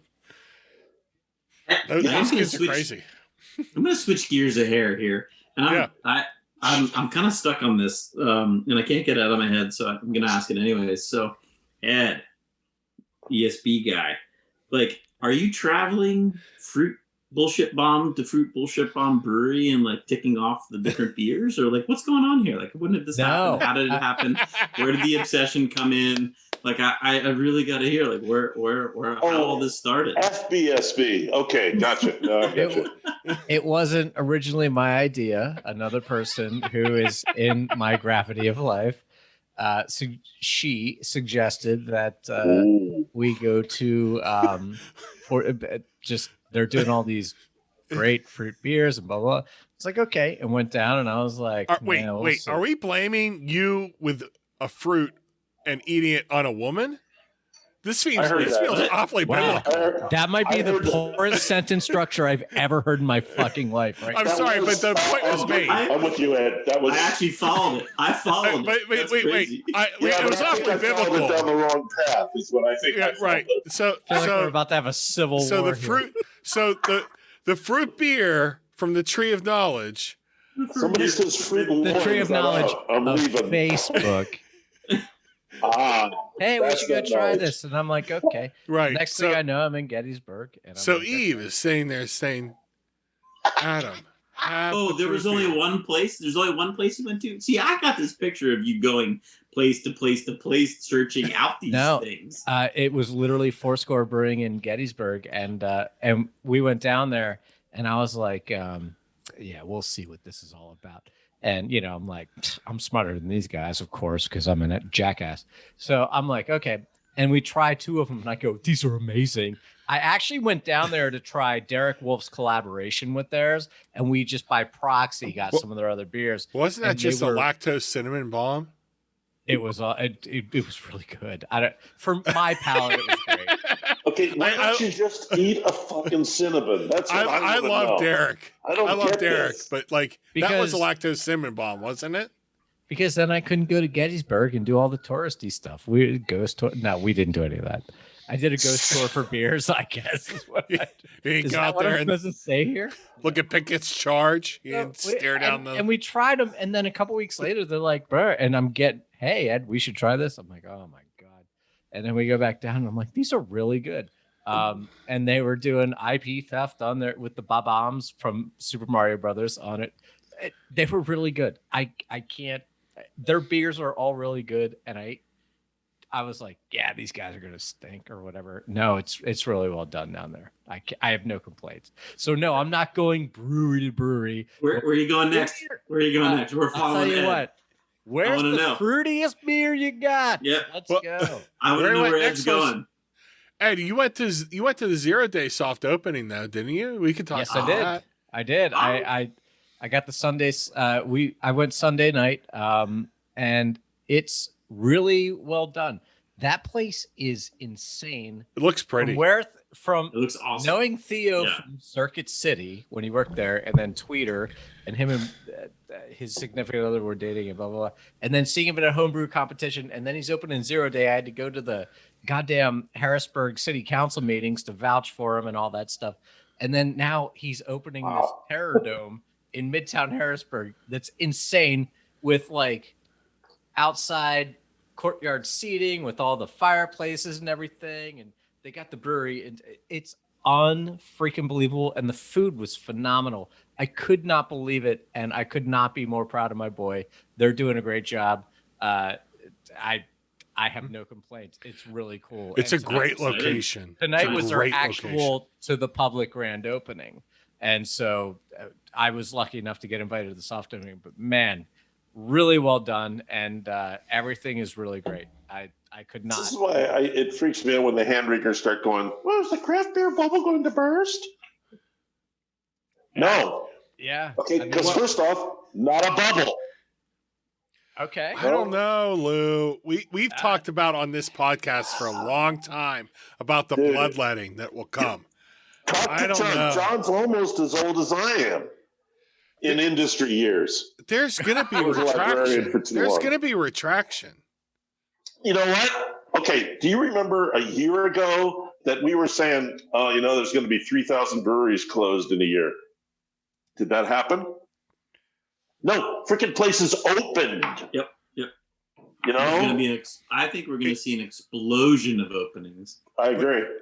And listening to shit like Ed's talking about explains why.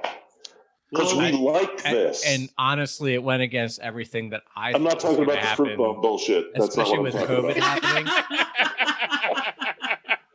I was talking about the fireplaces. That's what I was. But talking there's gonna be a bloodletting. It can't grow forever. No, it can't. But you know what? The places that are gonna close are generally not gonna be missed. But are we expanding this I'll the predict that. size of the pie piece, right? Yes. Craft beer has a pie piece.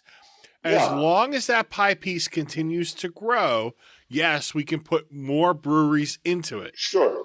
But if it does not continue to expand at the rate at which the breweries are coming in, then you have a problem.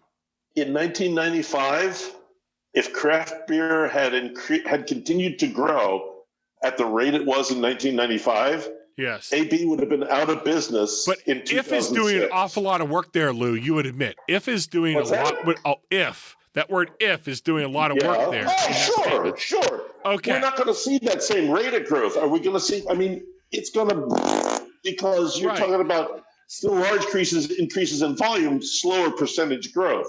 You know, it's kind of like the federal budget. They say that they've cut the budget. What they've really done is slowed down the increase in the budget. So. Not recently. Not yeah. I don't know what government you're talking about, but it's not this one. Done living 20 years in the past. Let's switch gears back to off. Yeah, I don't want to go there. Yeah.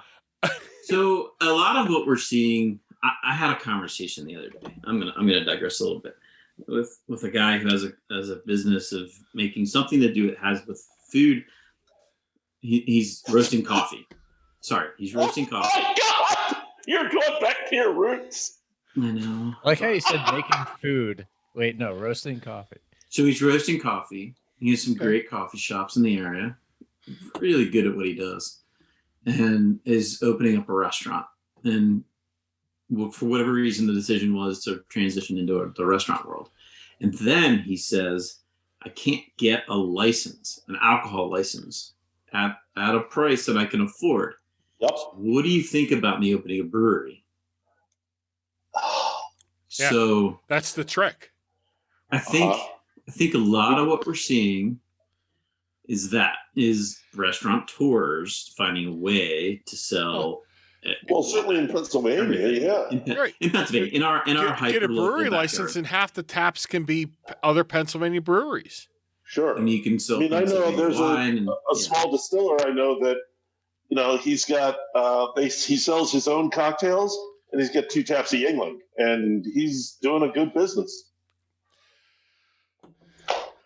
Bill, What I would like to see, okay, let's go back to how much you love that blog of mine.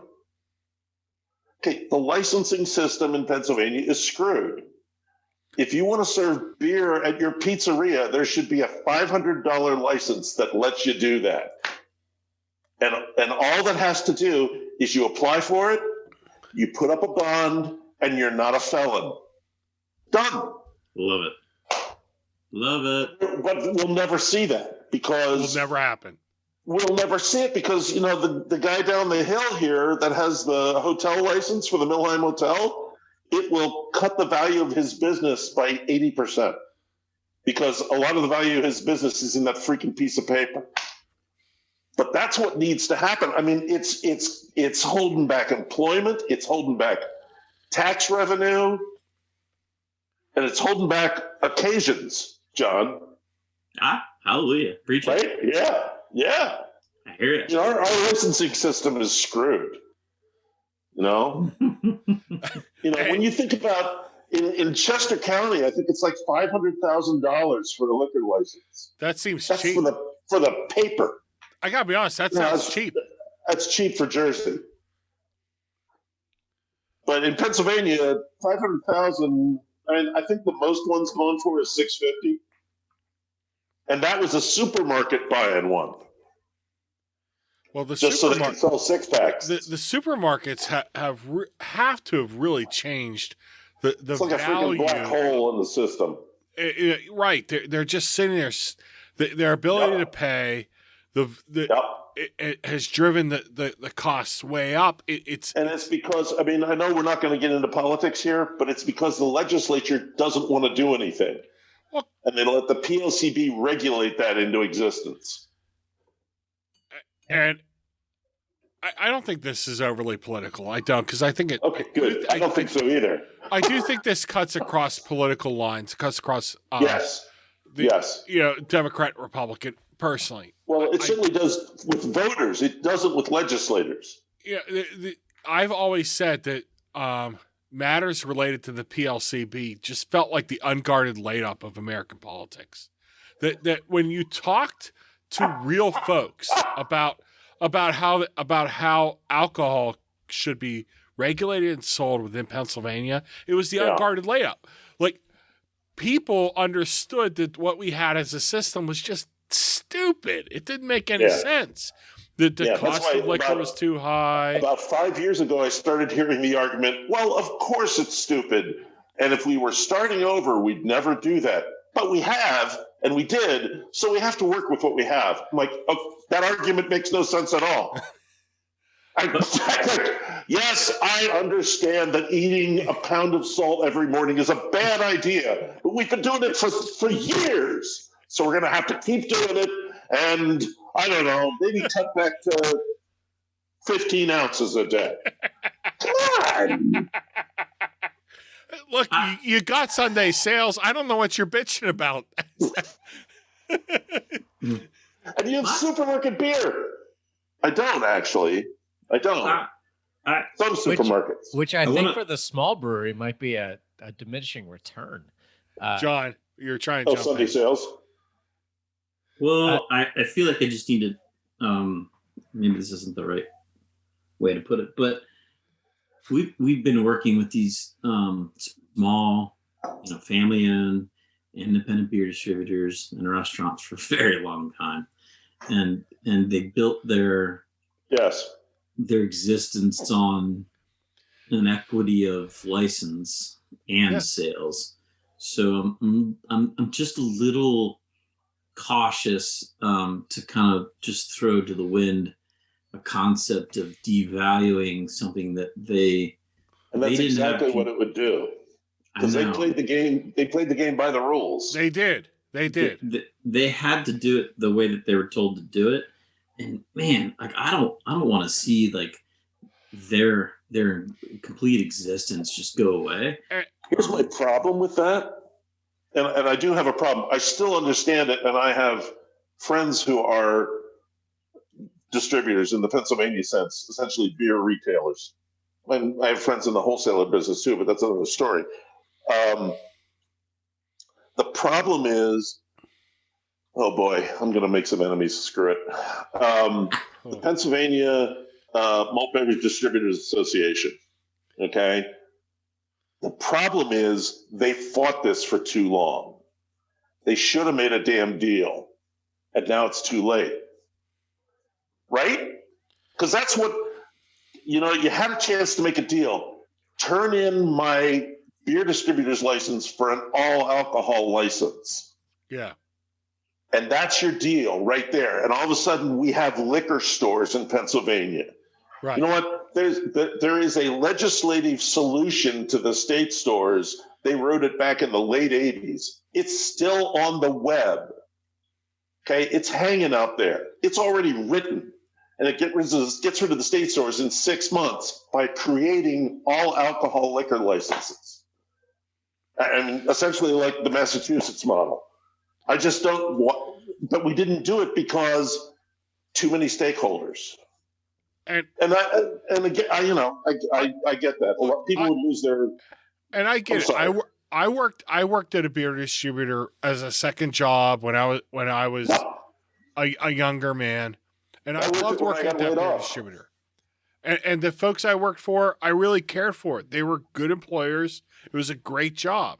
And I buy my beer at a beer distributor at Roots in Mount Joy because I care about that beer distributor. I don't buy it at Wegmans. I don't buy it at Wegmans. And when Roots has a case in that is in demand, I can call them and Bill gets that case. Like that happens. And so I patronize Roots. I don't buy at Wegmans. I'm not telling anyone listening to this show not to buy Wegmans. No. Do whatever you want to do. Do whatever you want to do. This is what I do. I patronize my beer distributor because they take care of me and I take care of them. And John, you'll be happy to know they always have Tröegs Nator. Nice. Well stocked. Awesome. But just like Sheets. Just like Sheets. But like that's the problem. I love Sheets. I will say that out loud. I'm a Sheets man Wegmans. myself. I love Sheets. I love Roots. Well, I don't Or shoot as you because say, they've been roots. pushing this Roots. shit forever. Roots. I don't know who calls it roots, but obviously, John, Roots. you're on the I other just side did of it. the I did it to push it. That's all. We need a Wawa shout out. But the current system is so One of them with a license. Come on, baby. the current system feels untenable, and we've Well, got to that's find a because way. every grocery store that buys a license makes it more expensive for taverns. When you make it more expensive to have a tavern license, the tavern is tempted to do stupid things to sell more booze. Well, the tavern starts a fucking brewery. Right. Or that, yeah. Like, Yeah. there's no reason for them to be. Sorry. All right. No, it's I'm not true. going down that path. Because, I mean, I remember we worried about that 20 years ago and it didn't happen. So I kind of went, but it has reached the point where it makes sense to do it. Yeah. The current legislative structure is Screwed. it's not the Sorry, way I was being forward. reductive. No, it's not the way forward. It's not the way forward. No. We've got to find a way in order for us to like see forward. What should I happen. really think we need a grand bargain. We are focused too much on tweedling little bits of the liquor law. Instead, what we need is to overhaul the whole damn thing and make it part of a deal that includes fracking and education and Oh Jesus Christ. income Could tax. you make it any No, I fucking know. harder? It's the only way to do it. Otherwise, nothing will get done. Are you I crazy? know. Yeah. Holy shit! Oh. I mean, what are you not going to put into it? John's cracking another beer. I gotta be honest with you. We got the Snyder cut. I believe in everything. We need to move on. We need to move on. We need to. I want to know where Ed's going next. I'm going to follow his path. I want to know. Edwin, bail us out. Bail us out, Edwin. All right, I'm gonna take Lew down an old path here because I've been. Wait. I'm going to go get that Baltic Porter. Speak among yourselves. Oh my God! Much like every girl I've ever dated. Wait before you start. Gonna need more booze. All right. Hey. Damn. Oh, damn it. I got to tell you, it's a fucking good episode. If you're listening to this and you're not entertained, I don't know what to do for you. Have you had 4 people before bantering back and forth? What the hell's that? We've done Urban Roots Geeks of the Industry. Oh. Peter Hoey's a friend of mine. And he sent me a case of beer. And I've been a Geeks very of the happy Industry. man. Yeah. Nice. A play on Digital Underground's Freaks of the Industry. That's old school. Oh, Tupac's old band. There you go, baby. He was a backup dancer. No way, really? Yeah, Tupac was. He was actually in the I did not know video. that. He was actually Tupac was in the video dancing for "Same Song," which was from the Nothing But Trouble soundtrack. The horrible Chevy Chase, Demi Moore, Dan Aykroyd, and I don't know, Uncle Buck. What the hell's his name? Yeah, that movie. Done candy. Oh, nice. Thank you. I only have That's 2 a of them great left. glass. I like I that. stole 6. They were just really cheap glasses. They break like a son of a bitch. Ed, you were saying. I was. So this is no heavy lifting or anything like this, but I've been dying to bring it up. So back when I was in my college dormitory, so I got to college in late 93. And so let's say it's early 94. I was the only person on my floor to have internet in my dorm because my parents had Prodigy internet. Oh my God. And oh my you God. were on I was. message boards. And I you were was. one of the first people I ever I talked I was the administrator. Yeah. Yeah.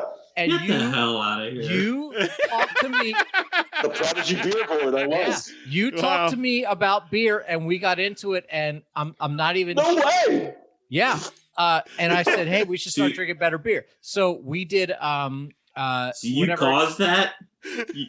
Shut up. So yeah, like an unproud father. So like we ended up. I love driving all down. my children. Yeah.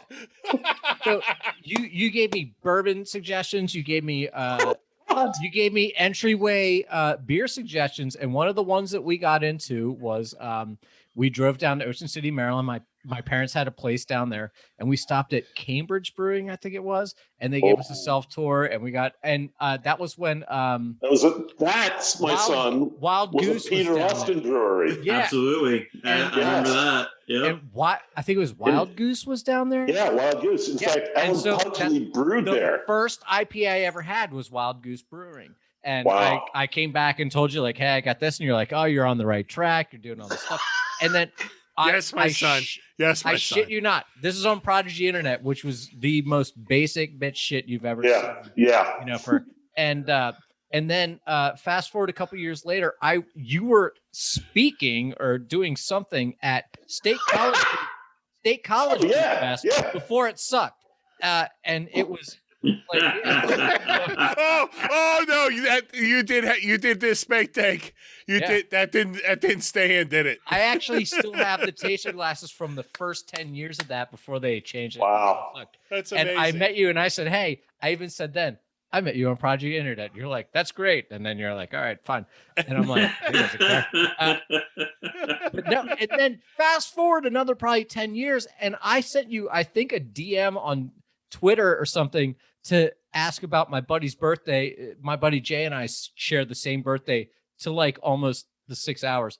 And you gave me Elijah Craig 12 as a good bourbon for him. And I bought it for him and he loved it. Like, so it is so amazing that you are sitting here in front of me now in 2021. And I'm like, we've had all these forgettable transactions between the two people. And I'm like, but he has no idea how much he influenced my life in craft beer. It's unbelievable. And I could not thank you more. It is so cool. That's pretty wild. Thank you.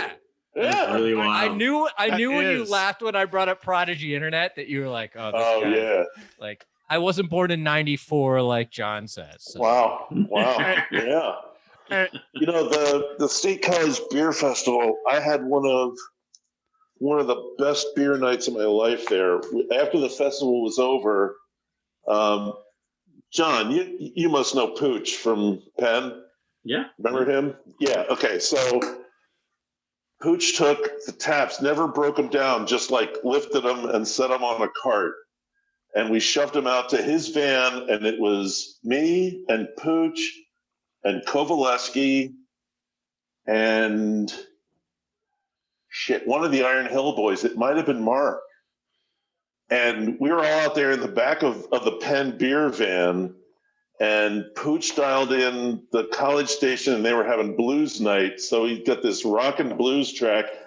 We sat out there in a thunderstorm for 2.5 hours because it was raining so hard we couldn't get out of the van. It was an awesome night because he had the Penn Dark on, and we were hitting the shit out of that.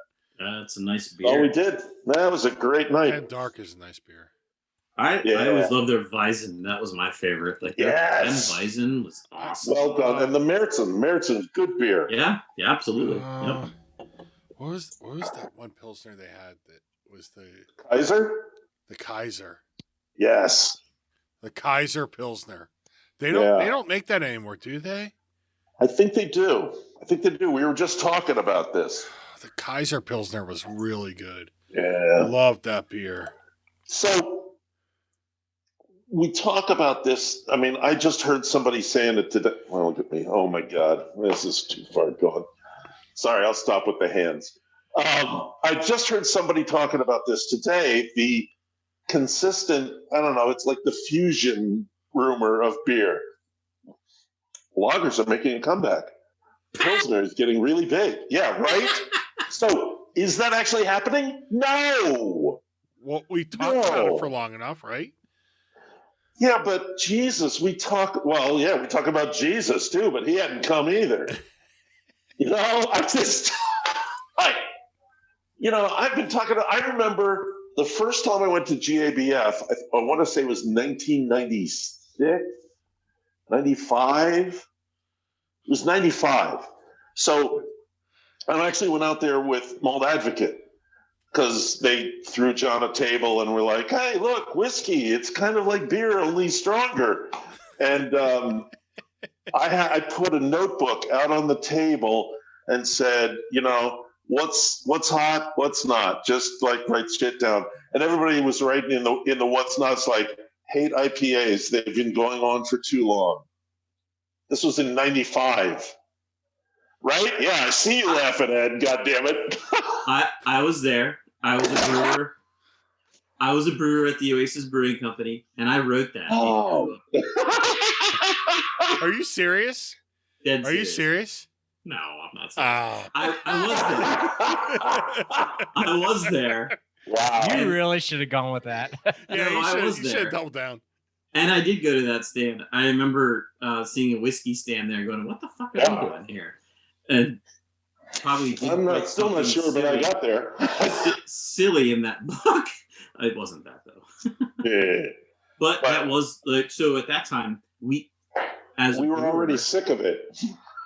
As a brewer on the West Coast, we were making fun of IPAs. We were like, yeah, because it was this goes back to the Peter Austin conversation. It was the East Coast diacetyl bomb that we were railing against. We were like, this diacetyl armpit malty bullshit is devastating beer. And it was like, well, I think the main reason we didn't do an IPA for so many years, because I was brainwashed as a brewer in Colorado, where we can't do diacetyl. Diacetyl effing awful, no matter where it comes in. Like, I'm brainwashed to never taste diacetyl. So then the IPA became the pinnacle of the worst thing you could possibly do. As like to be a great brewer, you weren't going to do an IPA. Like, it just wasn't going to be a thing. You were going until the clean IPA came along. Or now what? Cold IPA? Is that what the new thing is? Oh God! Oh, don't even. Jesus, John. Cold IPA. Oh, God Almighty. Cold filtered IPA. It's as bad as Brute IPA. I started the Brute IPA. The very first one I ever had was delicious, and then everyone after it just sucked ass. Awful. I like the Brute IPA. Yeah, I had one really good one. One. It was it was the second worst beer I've ever had from Sierra Nevada. Ooh. The worst being Otra Vez. I still don't understand it. Otra Vez tastes like fucking Palmolive. That beer's not great. But the Brute IPA, I like the concept, if not the execution. Yes. Super dry. John, you were going to say. I'm agreeing with what you were saying is from a brewer brain perspective, if you can have a hoppy beer that's dry, that's intriguing. Yeah. Yes. You have to avoid the execution. Execution's a bear. That's it. Like, you have to avoid the astringency, you have to avoid the tannins, you have to avoid the vegetable matter. Like, you have to avoid so many things. Like, to actually pull off a super dry champagne like hoppy beer is insanely hard, and I think that's why it ultimately failed. Yeah, too many people tried. I still can't believe Sierra Nevadas was so lackluster. Quite frankly, I never had that one, so I don't comment. I bought a whole case of it. Yeah. I felt really bad. I'm a huge Sierra Nevada fan, so it's sad to hear. I mean, I'll be honest. The reason I haven't been drinking a lot of your beer lately, and the main reason is because my daughter got a job with Ariglio. So yeah, that's not going to happen then, is it? I get all these Ariglio wholesale beers for like next to nothing. So yeah, I'll be honest. Make a better effort. Make a better effort, dude. I want the sheets. What do you want? We'll send Lew. No, that's not. No. That's not what I'm looking for. We'll get him out of the gutter. Like, he can have all his free beer he wants. We'll send him some quality stuff. Stop in on the way home. That's all. I went to Sheets. Might be the best callback that we're ever going to get. It hit early. We tied the bow in the middle, and it just got Christmas President on the end. That was. I got one last agenda item. Are they a sponsor? Before I get to it, we're not sponsored by anyone. This podcast this podcast exists for Ed and I's enjoyment, and the fact that we share it with other people and they enjoy it too is a bonus. But real quick, I got two agenda. I got one last agenda. Before we go to it, I want to ask about this. I did say two. I've been drinking. Give me some space here. I've got 3, so let's go. Okay. The idea of East Coast and West Coast, has East Coast swamped West Coast beer? West Coast IPA, big thing. Let's go or West Coast concepts around beer. Has East Coast and more accurately Northeast IPAs swamped the entire industry and tilted it toward that direction? Has the regional influence of Northeast moved brewing and tilted the geography? Ask anyone from the West Coast. I mean, they will say no, that that New England had a good idea, but the West Coast made it right. Made it right? Okay. Yeah, and that's I've had some of the West Coast versions of the Northeast IPAs. Maybe travel's an issue, but sorry guys. Well, Monkish was good. I'm not willing to concede to that point. I don't know. John?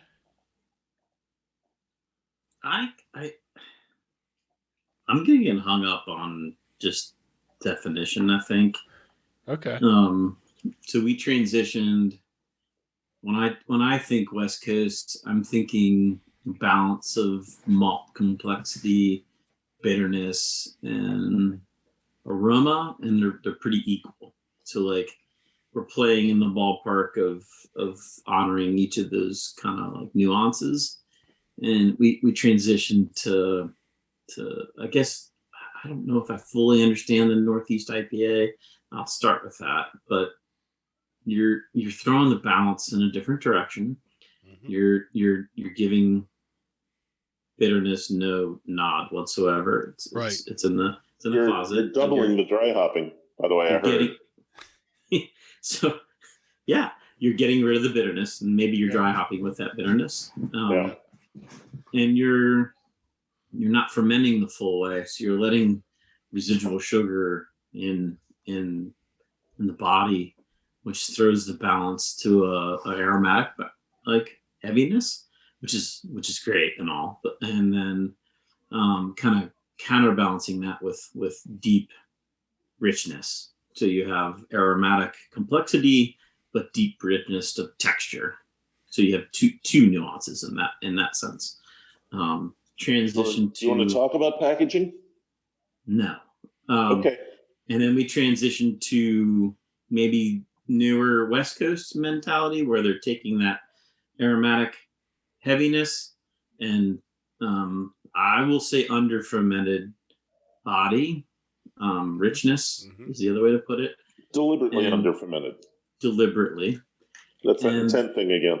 They're drying it out a little more, and they're adding a little bit of less bitterness back in, but they're looking for that balance. They're trying to figure out where we're not as maybe intensely bitter as we used to be, but we're getting enough of it that the aromatics are the king, the body is still a big part of it, and then bitterness is helping kind of temper that a little bit. And I like that. I like that kind of play back and forth. So it's really interesting to see how different breweries are centering around and what their central mindset is, what's most important, and how do we kind of play around with that. So that's fun to me. And I don't see it as an East and West Coast thing. I see it as an evolution of aroma, flavor, and texture, and counterpoint to someone else. So if you do the same thing that someone else did, you're just copying what someone else did. And if you're continuing to evolve, then you're taking something that was successful and you're evolving whatever that may be. So it kind of makes sense that we're walking the extremes at first and then getting to more balanced in between that might be centralized on something different than the original started with. Wow. I don't know if I fully followed my own statement, but we started with bitter first and we ended with aromatic first at the end, but added balance in between. So I don't know, it's yin yang and constant play on I think that the regional thing kind of went away during COVID because we lost the tap room.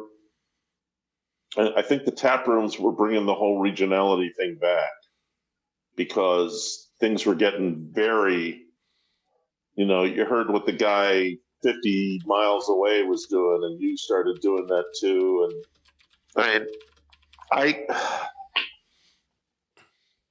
I do worry that we've become too derivative, that we follow success too much. And I see it in whiskey as well. If something succeeds, everybody wants to do it. Just a tangent, I recently saw a number of spirits that were made with Jaffa cakes. Are you familiar with those? It's like a British confection. It's like a cake with orange jelly and chocolate, just a little cookie kind of thing. And I'm looking at that, I'm thinking, this is what happens when the worst of craft brewing and craft distilling intersect. It's like, guys, you're getting the wrong message from craft brewing. Pastry distillates? Like, what is that? Yes, they put it in the mash. I just, God almighty. Oh, God. Stop now. So yeah, I think that the reopening of the tap rooms is going to maybe bring some of that regionality back, and I think it had fallen out. I think we became more national because of social media and instant. Well, there was a hell of a lot of shipping going on during the pandemic too. A lot of trades, a lot of crisscross. But I think when the tap rooms start to open up again this year, you're going to start seeing regional differences again. I don't know. I'm old. What the hell do I know? I mean, I hope so. That's what kind of made it fun, right? I think so too. I think it makes things fun. And I'm still waiting for the herring beers to come roaring out of Nova Scotia, but it hasn't happened yet. Jesus Christ. Are those East Coast Nova Scotia beers or West Coast Nova Scotia? I'm going to dry herring those beers. And there's a thought. Double dry herring. That'll be interesting. Oh my God, double dry herring. Double dry herring. I can't wait. That'll be super fun. You get one of those little old Tom and Jerry, like you just crank the thing back and you drop it in your beer and you're like, good. Okay, do you make any smoked beer at all? Ah, Jesus. So not a fan? Wait, Please, no. Don't do that. Don't do that. There's a couple things completely traditional style. It is. I'm still stuck in the world of I can't like it. I can't do it. Okay, that's fair. You know what? If you don't like it, you shouldn't do it. Don't any of you brewers like it? Is that like a thing on the resume you look for? No. Oh, he likes smoked beers. No, not this guy. I've never not hired someone because of that, but I've come. That's just a flavor I don't enjoy in my beer. It's like an ashtray in beer, so that's just something I can't get over. It used to be cans and smoke. Cans are gone. I love cans. I'm all for them. So maybe I'll get over smoke. It's quite possible. It's possible. I'm never saying never by any means. I've seen a lot of things. I've had a couple of the German smoked beers, and okay, I can appreciate it for what it is. I just bought a case of Schlenkerla myself. So Otto from Victory turned me off to it forever. I think it was Otto. Was it off to it? Turned me off to it. It tastes like a campfire. I was like, why would you do this? Oh, yeah. Why would you do this? You're right. What? It was so bad, and so I think my position on smoked beers are less is more. Whatever you think you should be adding to it, do less. Well, and then take it down. It's a dynamic. Low. If you have a bigger beer, you can put more smoke in. I think for me, the Schlenkerla Helles barely has any smoke at all, and it's wonderful. The Urbach is a much bigger beer, has more smoke, almost the same balance, just bigger. And for me, it goes back to like my brewer brain and training that if we have smoke, you have a bad yeast fermentation. So okay.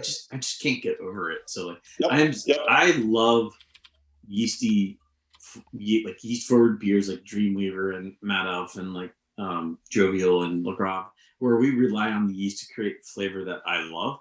And if I have smoke, it's like something went wrong. It fucked it up. Yeah, what the hell do we do wrong? So I'm I can't get over it. Like diacetyl and smoke are two things I just can't get over, and that's my shortcomings. And luckily, we're gonna have to shove you aside for about a month. Yeah, probably. I mean, there's enough beers out there that aren't smoke forward that I'm probably okay. But like real time follow up. The last smoke beer I did have that I was referencing, that was not German, was the Otto from Victory. That was back in 2012, and it tastes like a campfire. That was a malt double, and it was very, very smoky. It was really smoky. I remember that now. And I love Victory. Victory falls into this like group of breweries that like they make it, I buy it. I kind of got the impression from you that Sierra Nevada may have like fallen into that category. Like you just, you see it on the shelf, you pick it up. And the breweries, John's taking a leak, so like I'll throw him into this too while he's gone. Like the breweries that I buy, we didn't do that to you, Bill. You didn't. The breweries I buy, like for me, thank you. The breweries I buy, when I see them on the shelf, Sierra Nevada, Tröegs, Victory. Yep. There are a bunch of others, but like those are the three that immediately come to mind, obviously. And there's Bell's is one for me. Bell's. Oh yeah, Bell's. Yeah. Bell's can put out anything. I'll buy it. I'll try it. I'll at least try it. I'm all in. And there's they didn't hit that one. They didn't hit that one. No. You know, one of the things that Victory did that, and well, John's way, maybe you can. I don't know if you noticed this. Shit, he's back. With Prima Pills, did you know that they dropped the IBUs on that? Did they actually? Really? 2-3 years ago, they dropped the IBUs on Prima Pills by about I want to say 5 to 10. They brought the bitterness down just a bit. I was very distraught. It was really kind of weird. I got to be honest with you. I always thought it was a little over the top. Really? I always loved it. I did. I thought it was a hop-soaked suck toy for people who wanted to drink IPA. One of my favorite beers. See, I thought it was a really nice American version. It was one of my wife's favorite beers too. So this did not cause a lot of happiness in the home. It's interesting. That's interesting. I understand the take. I don't agree. I mean, and I always like stouts better. I like that Czech thought more than the German. Yeah. Yeah, that's just but that's why they make more than one. That's right. Yeah. Hey John, when are you gonna get a Czech style side pull tap handle for your Sunshine Pills? Never.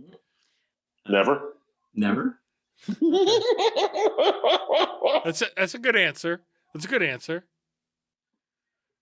So what's the gravity on Sunshine? 10 maybe. Is it 10? Maybe 9.5. Like it's pretty low. Yeah, it is pretty low. That's why I was asking. Yeah. Because that's I was thinking of Notch. Notch is a 10. So. Yeah, we take it to a 10, but then we have a way to knock it down to the right alcohol. If that makes sense. Okay. So. Yeah. That's a fun one where we just started. That was probably almost 2 years ago. Croisining Sunshine. What a pain in the ass that is. Does it make a difference? Oh my God. Worlds difference. Yeah. Yeah, no, like, so when it comes down to complexity of fermentation, like in a Pilsner, it doesn't take much to radically change flavor and texture and aroma. So to take that into a krausening step, the secondary fermentation, makes a massive difference. You make a lot of that beer. Like, when you were krausening that 1717 beer you did, I think that was one of the first ones you did. Like that, okay. Right, you're doing it once. To doing it for a beer that has the volume that Sunshine Pils has, I mean, how do you add that into your process? It's got to be a major step. It actually like once you're committed to it, the more you do, the easier it is because you get in a rhythm. So once you get in this rhythm, it just becomes your normal day to day where you're like, all right, Sunshine's brewed. We got to make sure we have the krausen ready. And it just becomes like part of the conversation, part of the language. So like once you determine the flavor matters, like that technique matters, the more you can do it, the better. Cool. If that makes sense. Practice makes permanent. Practice makes permanent.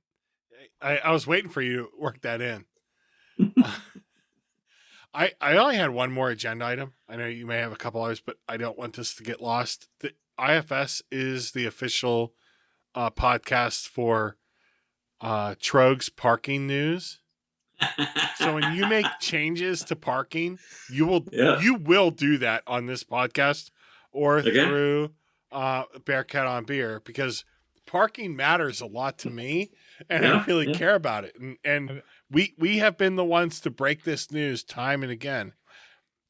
It's my understanding that there may be some news around parking, right? Yes. So we are eliminating 22 parking spaces. You're eliminating parking spaces. Are you crazy?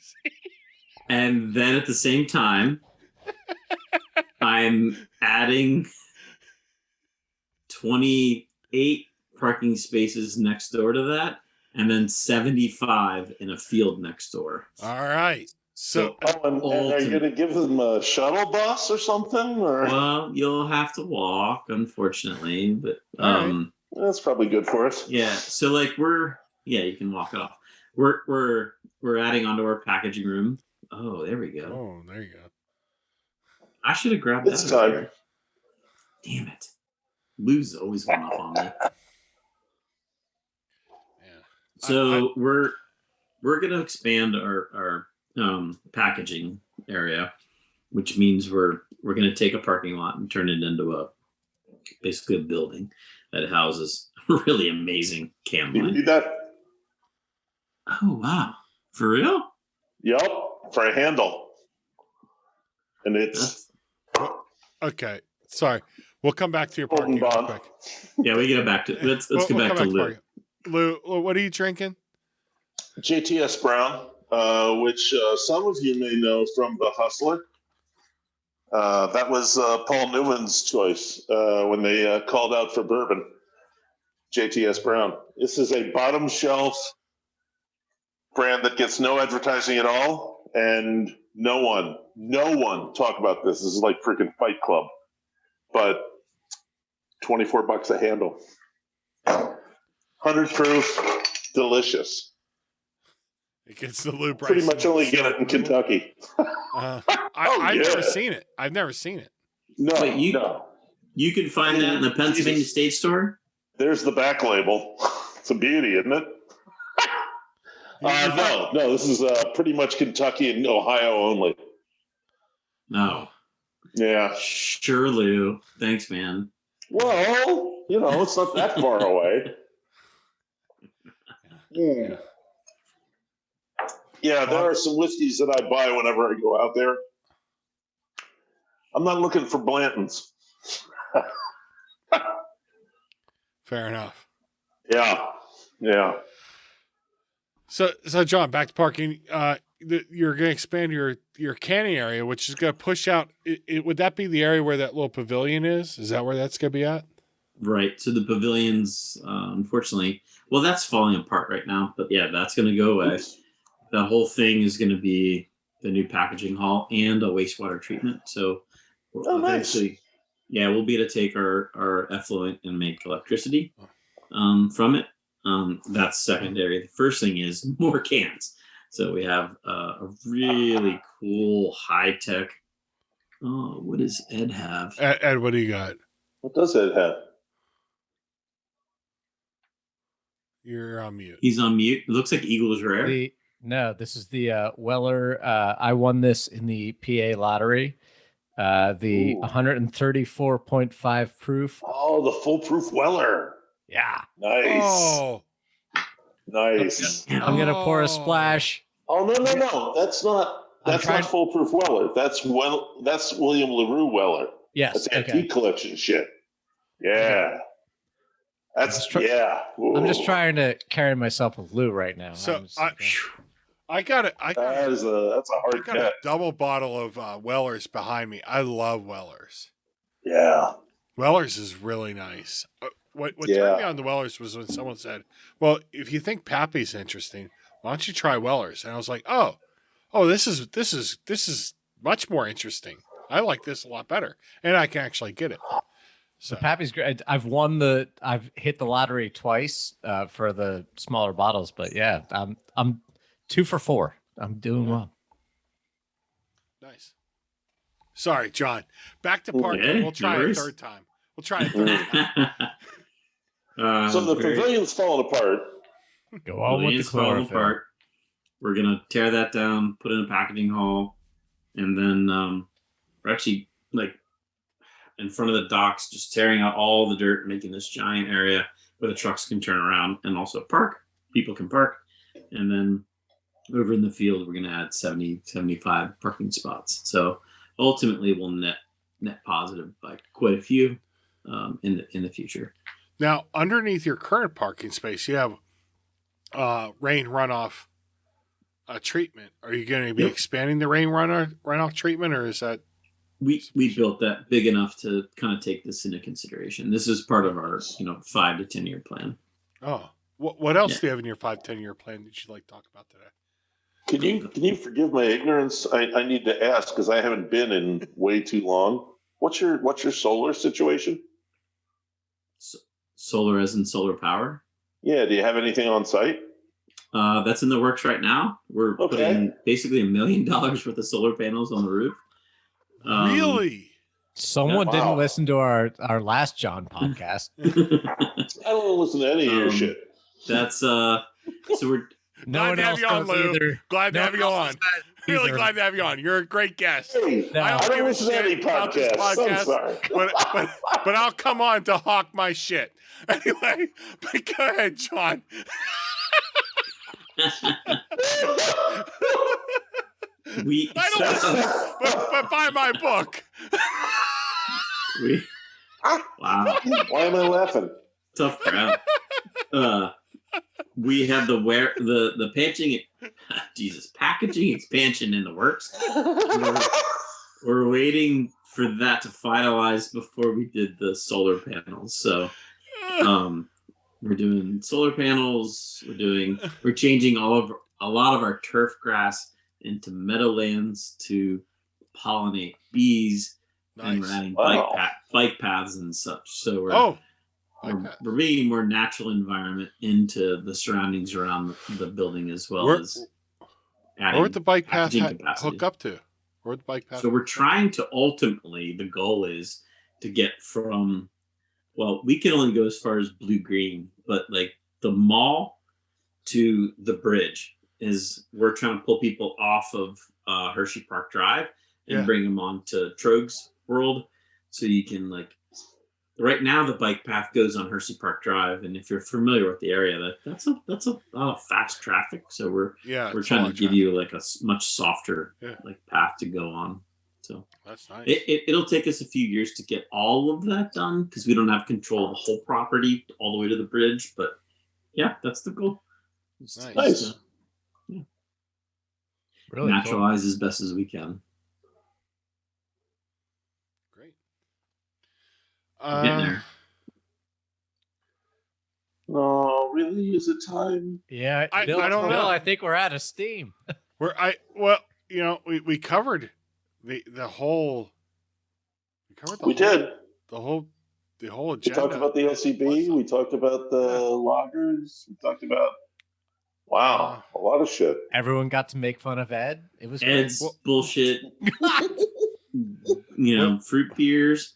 I'm still intrigued by that. I must say, like, I don't think we're done with that. No. We'll go around the John. horn. John, we will never ever be done with that. We'll go around the horn real quick. Ed, anything else for the good of the order? I do not. I could not be more honored to have John and Lew on today. And John, I love having you bust my balls. It makes me feel so good. I do love it. I'm not even kidding you. It's just Lew, a weird thing to say, I will say. no, I love it. I love it. I want my balls to be busted. I'm so much There you better go. when There you go. no. You should have got to pay extra for that. Yeah. Usually it's 50 extra.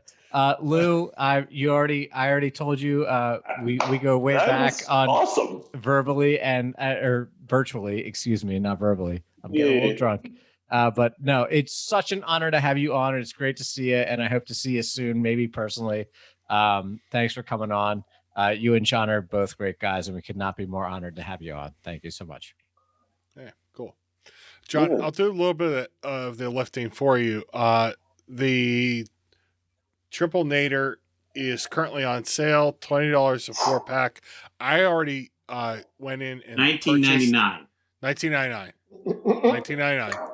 There's a huge difference. Like, seriously. Yeah. Yes. Apologies. I'm sorry.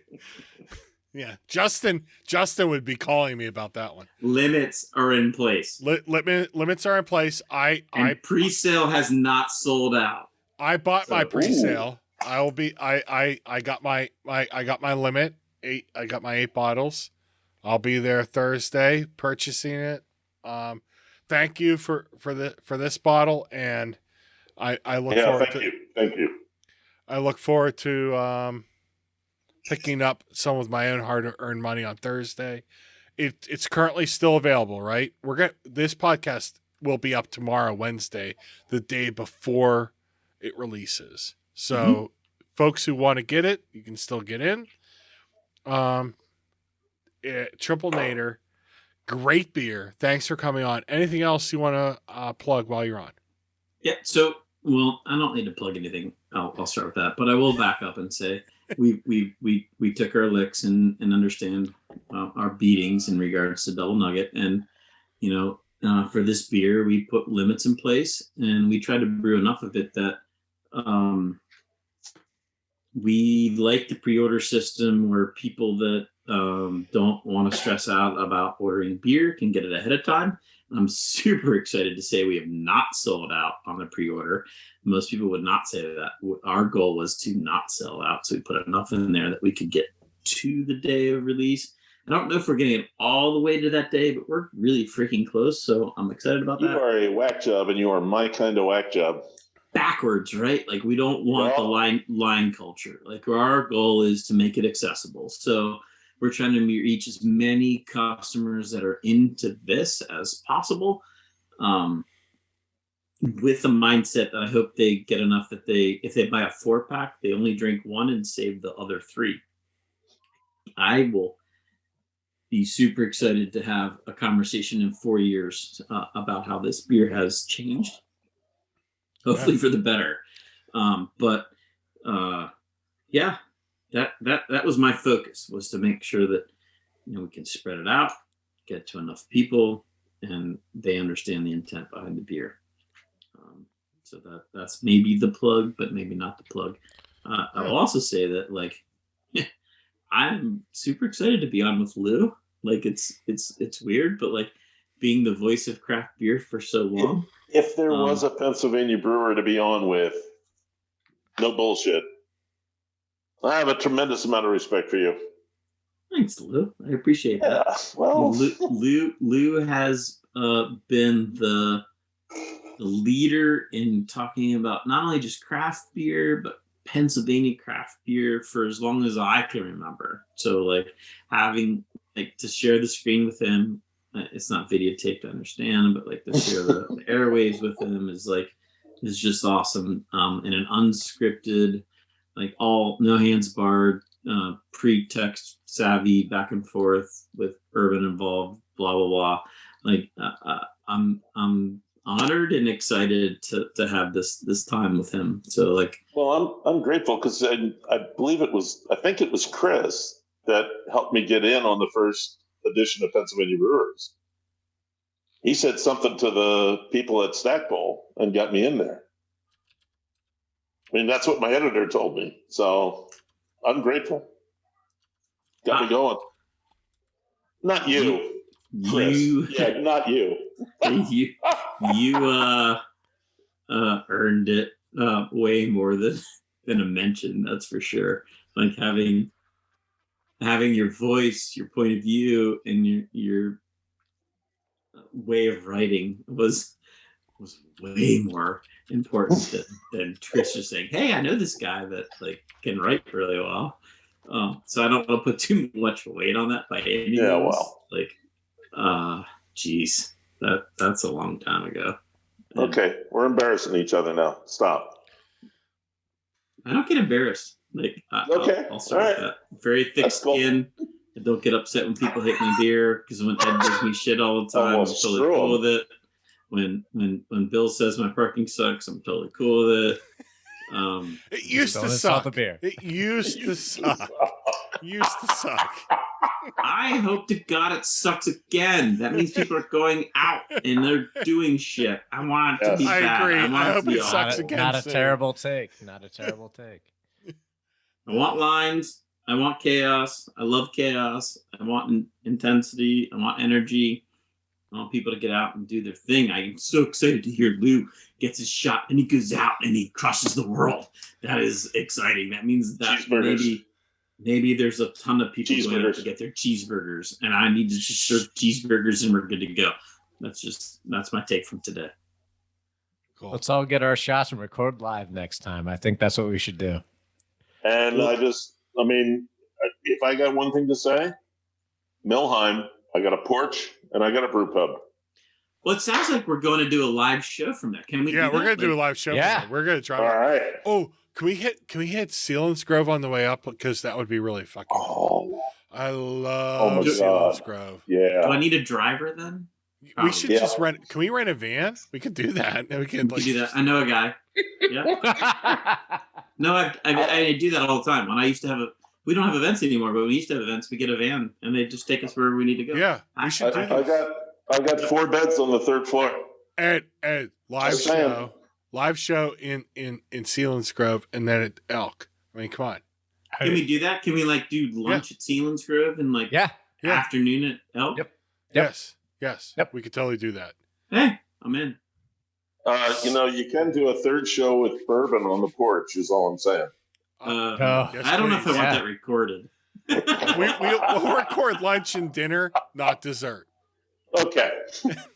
It's implied. we could play it by ear. Just be like, Okay. well, let's see how we're feeling. Hey, we can always dump the recording. I swear. That is true. Lew, I'll do a little bit of the plug for you if that's okay. Whiskey Masterclass. This is a book I own, and I got to tell you, I bought it because I follow you online and I really like your work. I enjoy following you. I'm not bullshitting you. I followed you because I wanted to.